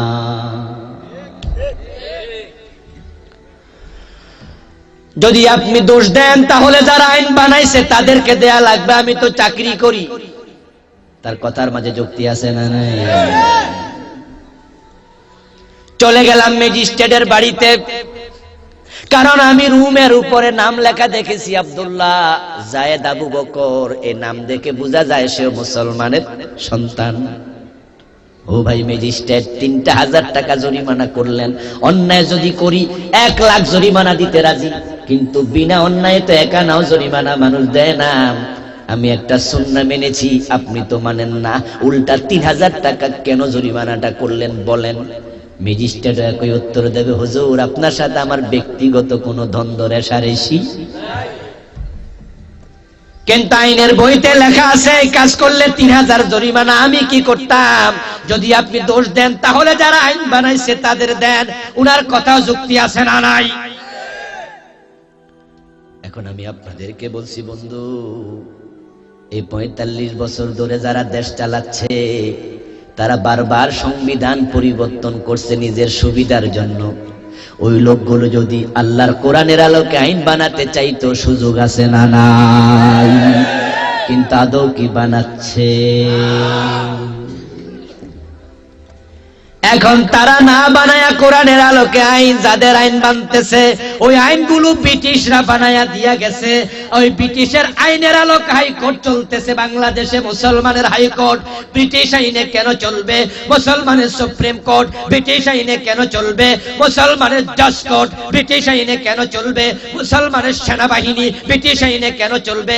মুসলমানের পুলিশ বাহিনী ব্রিটিশ আইনে কেন চলবে? মুসলমানের দেশ আল্লাহর কোরআনের আইনে চলা দরকার আছে না?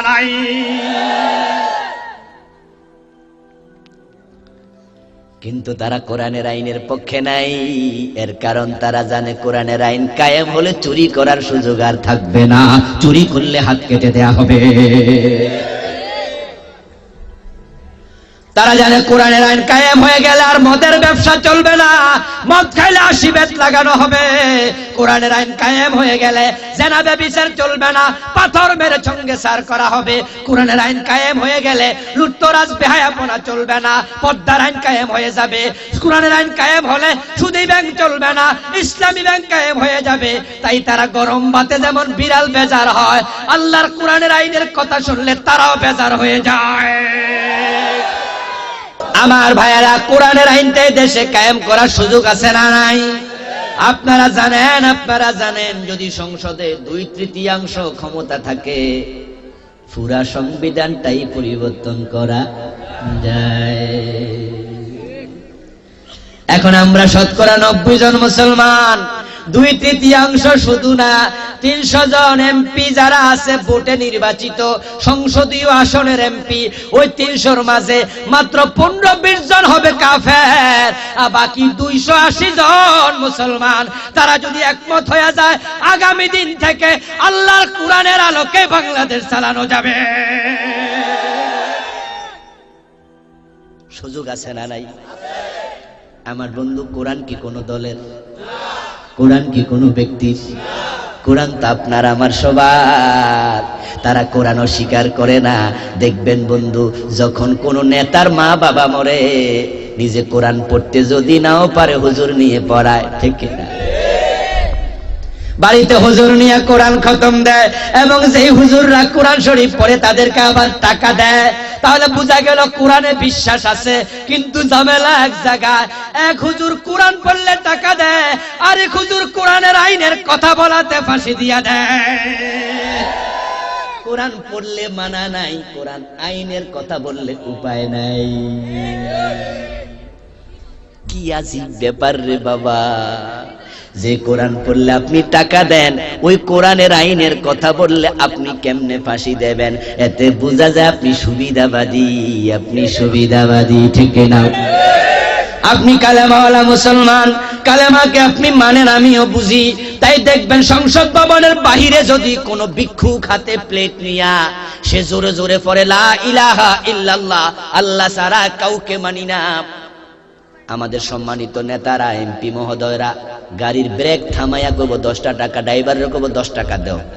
ভালো ফকির, ঠিক না? জোরে জোরে কইতাছে আল্লাহ ছাড়া কাউকে মানি না, এই ফকির 20 টাকা দাও, বাড়াইয়া দাও। আমার বন্ধু, কিন্তু যেই কথাটা ফকির বলতেছে আল্লাহ ছাড়া কাউকে মানি না, সংসদের ভিতরে কোনো এমপি যদি দাঁড়ায় এই কথা করে, ঘাড়ে ধইরা বের করে দেবে। একই কালেমা বাহিরে কইলে অসুবিধা নাই, ভিতরে কইলে অসুবিধা আছে। কারণ সেখানে দাঁড়ায়া যদি বলে আল্লাহ ছাড়া কাউকে মানি না, ব্রিটিশ আইনে বাংলাদেশ আর চলবে না। একটি প্রশ্ন রেখে আলোচনা শেষ করতে চাই। বিশ্বনবী যদি জীবিত আজকে থাকতেন, অথবা একটু কল্পনার জগতে যান, রাসূল যদি বাংলাদেশে আসতেন, আমাদের এই বাংলাদেশে, উনি ব্রিটিশের আইনের দেশ চালাইতেন না কোরআনের আইনে চালাইতেন? কারো কোনো সন্দেহ আছে? কারো কোনো সন্দেহ আছে? আচ্ছা, এবার বলুন, রাসূল কোনদিন আসবেন? সম্ভাবনা আছে, কিন্তু আমাদের কাছে কোরআনটা আছে না নাই? এখন রাসূলের রেখে যাওয়া কোরআনের আলোকে দেশ চালানোর দায়িত্ব আমাদের ঘাড়ের উপরে আছে না নাই? এখন আপনি নিজেকে প্রশ্ন করুন, ওই আইনের ব্যাপারে আপনার ভূমিকা কি? আপনি কতটুকু বলেছেন? হাসরের দিন গর্দান থেকে আল্লাহ আমলনামা খুলবে। কোথা থেকে? وَكُلَّ إِنسَانٍ أَلْزَمْنَاهُ طَائِرَهُ فِي عُنُقِهِ وَنُخْرِجُ لَهُ يَوْمَ الْقِيَامَةِ كِتَابًا يَلْقَاهُ مَنشُورًا اقْرَأْ كِتَابَكَ كَفَى بِنَفْسِكَ الْيَوْمَ عَلَيْكَ حَسِيبًا। ওই গর্দানের মাঝে আপনি দুনিয়ায় যত কথা বলছেন সব রেকর্ড আছে না নাই? ইয়ালফিযু মিন কাওলিন ইল্লা লাদাইহি রাকীবুন আতীদ। আল্লাহ বলেন, তোমার দুই ঠোঁটের মাঝখান দিয়া একবারে অস্ফুট স্বরে ছোট্ট করে কোন শব্দ যদি বের হয়, ওই শব্দ বের হতে দেরি, আমলনামায় লিখতে দেরি হবে না। এখন আপনি আপনার এই জীবনে কোরআনের আইনের পক্ষে কয়দিন স্লোগান দিছেন? আমলনামা সেটাও লেখা হবে কিনা?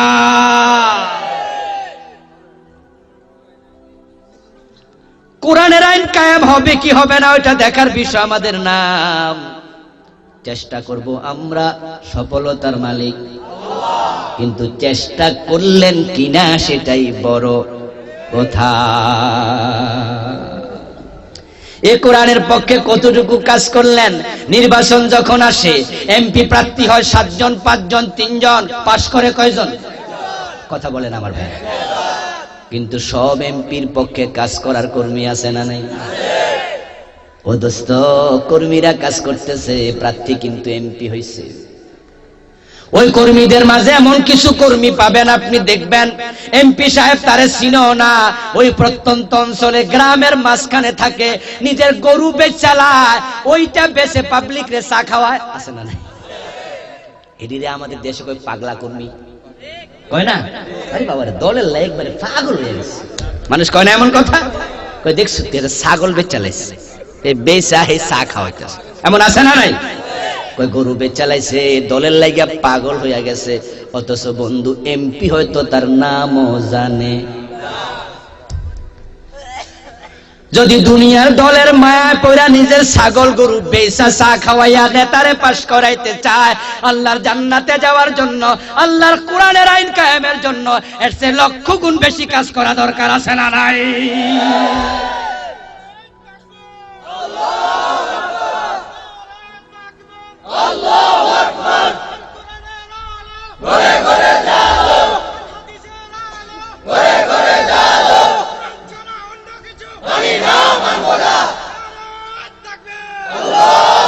আমার ভাইরা, বিগত ফুটবল খেলার সময় বাংলাদেশের উত্তরবঙ্গে জার্মানির বড় একটা লম্বা ইয়া বানাইছে, মনে আসেনি? পতাকা আছে, মনে আসেনি? এত বড় পতাকা বলে জার্মানের রাষ্ট্রদূতের দাদাও দেখে নাই। এই খবর শুনে ওই বেটা ঢাকা থেকে উত্তরবঙ্গ গেছে, যাইয়া পতাকা দেখা তো টাব্বুস খাইয়া রয়েছে। কয় কি রে, 3 মাইল লম্বা পতাকা হয় নাকি? পত্রিকায় পড়লাম ওই পাগল সমর্থক নিজের জমি বেচা পতাকা বানাইছে। পাগলা কারে কয়? সাংবাদিকরা জিজ্ঞাসা, এত প্রেম ভালোবাসা ফাইলা কই?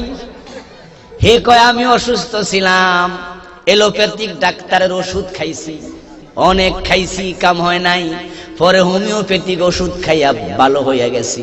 হোমিওপ্যাথিক ডাক্তাররে জিগাইলাম ওষুধ বানাইছে কোন দেশ? কয় জার্মানি। কয় তখন থেকে ওই দেশের প্রেমে পড়া গেছি, আর ওই দেশের টিম এবার খেলা জিততাছে, অবস্থা একটু ভালো ভালো খেলে, আমি জমি বেচা পতাকা বানাইছি, পাশ করলে জমি বেচা মানুষ খাওয়ামু। এটা কি বাংলাদেশের ঘটনা? আমার বন্ধু, তার কাজটা জায়েজ না না জায়েজ আমি সে মাসলা কিন্তু বলছি না। আমি বলছি একটা দলের প্রেমে পইরা যদি জমি বইসা পতাকা বানায়, ওই নিজের মার্কা দলের পাশ করানোর জন্য ছাগল গরু বেচা চা খাওয়ায়, এ কোরআন তো কোনো দলের না, এটা কোনো ব্যক্তির না, এটা আমাদের ভালোবাসার কোরআন, এটা আমাদের হৃদয়ের কোরআন। এর আইনের মাঝে আছে দুনিয়ায় শান্তি, আখিরাতের মুক্তি। এখন আল্লাহর সে কোরআনের আইনের জন্য এর চেয়ে বেশি পাগল হওয়া দরকার আছে না নাই? কিন্তু প্রশ্ন রাখলাম, বিবেককে প্রশ্ন করুন আপনি নিজে, আপনি কতটুকু কোরআনের জন্য পাগল হয়েছেন? আপনি ঠিকই নামাজ পড়েন, আপনি নিজে নামাজি, আপনি কেন বুঝেন না? আপনার নামাজ পড়ার কথা আল্লাহ বলছে কোরআনে একবার, নামাজ কায়েমের কথা বলছে 82 বার, ঠিক না? নামাজ পড়ার ব্যাপারে আসছে একবার, ফাসাল্লি লিরাব্বিকা ওয়ানহার, তোমার রবের জন্য নামাজ পড়ো। আপনি আল্লাহর একটা অর্ডার মানার জন্য আপনি রেডি। 82 বার নামাজ কায়েমের ব্যাপারে আপনার ভূমিকা কি? নামাজ তখনই কায়েম হবে রাষ্ট্রে যখন কোরআনের আইন চলবে। আজান হতে দেরি, দোকান বন্ধ হতে দেরি হবে না। দোকান বন্ধ দেরি করলেই দোকানদার জেলে যাওয়া লাগবে। তখন সচিবালয়ে সচিব ইমাম হয়ে নামাজ পড়াবে, মন্ত্রণালয়ে মন্ত্রী ইমাম হয়ে নামাজ পড়াবে, ডিসি অফিসে ডিসি নিজে ইমাম হয়ে নামাজ পড়াবে, টিওনো অফিসে টিওনো নিজে ইমাম হবে। আপনি কল্পনা করতে পারেন যদি টিওনো সাহেব ইমাম হয়, ওই অফিসে ঘুষখোর অফিসার পাওয়া যাবে না, ঠিক না? অফিসের পিয়ন পর্যন্ত 12টা বাজে ওযু করে রেডি হইয়া থাকবো জোহরের নামাজের লাগিয়া। কিন্তু এখন নামাজ কায়েমের চিন্তা মাথায় আমাদের নাই, যার কারণে বাইতুল মুকাররম মসজিদে গেলে দেখবেন দোতলায় নামাজ চলে, নিচতলায় ব্যবসা চলছে, দোকান বন্ধের খবরই নাই। আজকে পর্দার ওয়াজ আমরা অনেক করেছি, 40 বছর 45 বছর ওলামায়ে কেরাম পর্দার ওয়াজ করছে। বলুন তো পর্দা বাড়তেছে না কমতেছে? সিনেমার বিরুদ্ধে আমরা ওয়াজ করছি, সিনেমা কমছে না বাড়ছে? সুদের বিরুদ্ধে ওয়াজ করতে করতে আলেমরা মইরা গেছে, সুদ জোয়ান হইতাছে। এই জন্য আপনি যদি চান মদ বন্ধ হোক, সুদ বন্ধ হোক, পর্দা কায়েম হোক, নামাজ কায়েম হোক, আল্লাহর কোরআনের আইনের পক্ষে সব মুসলমান দল মত ভুলা যাইয়া আল্লাহর কোরআনের জন্য কাজ করা দরকার আছে না নাই? আপনারা কাজ করতে রাজি আছেন না নাই? কারা কারা রাজি আছেন আল্লাহর দুই হাত তুলে দেখান। নারায়ে তাকবীর,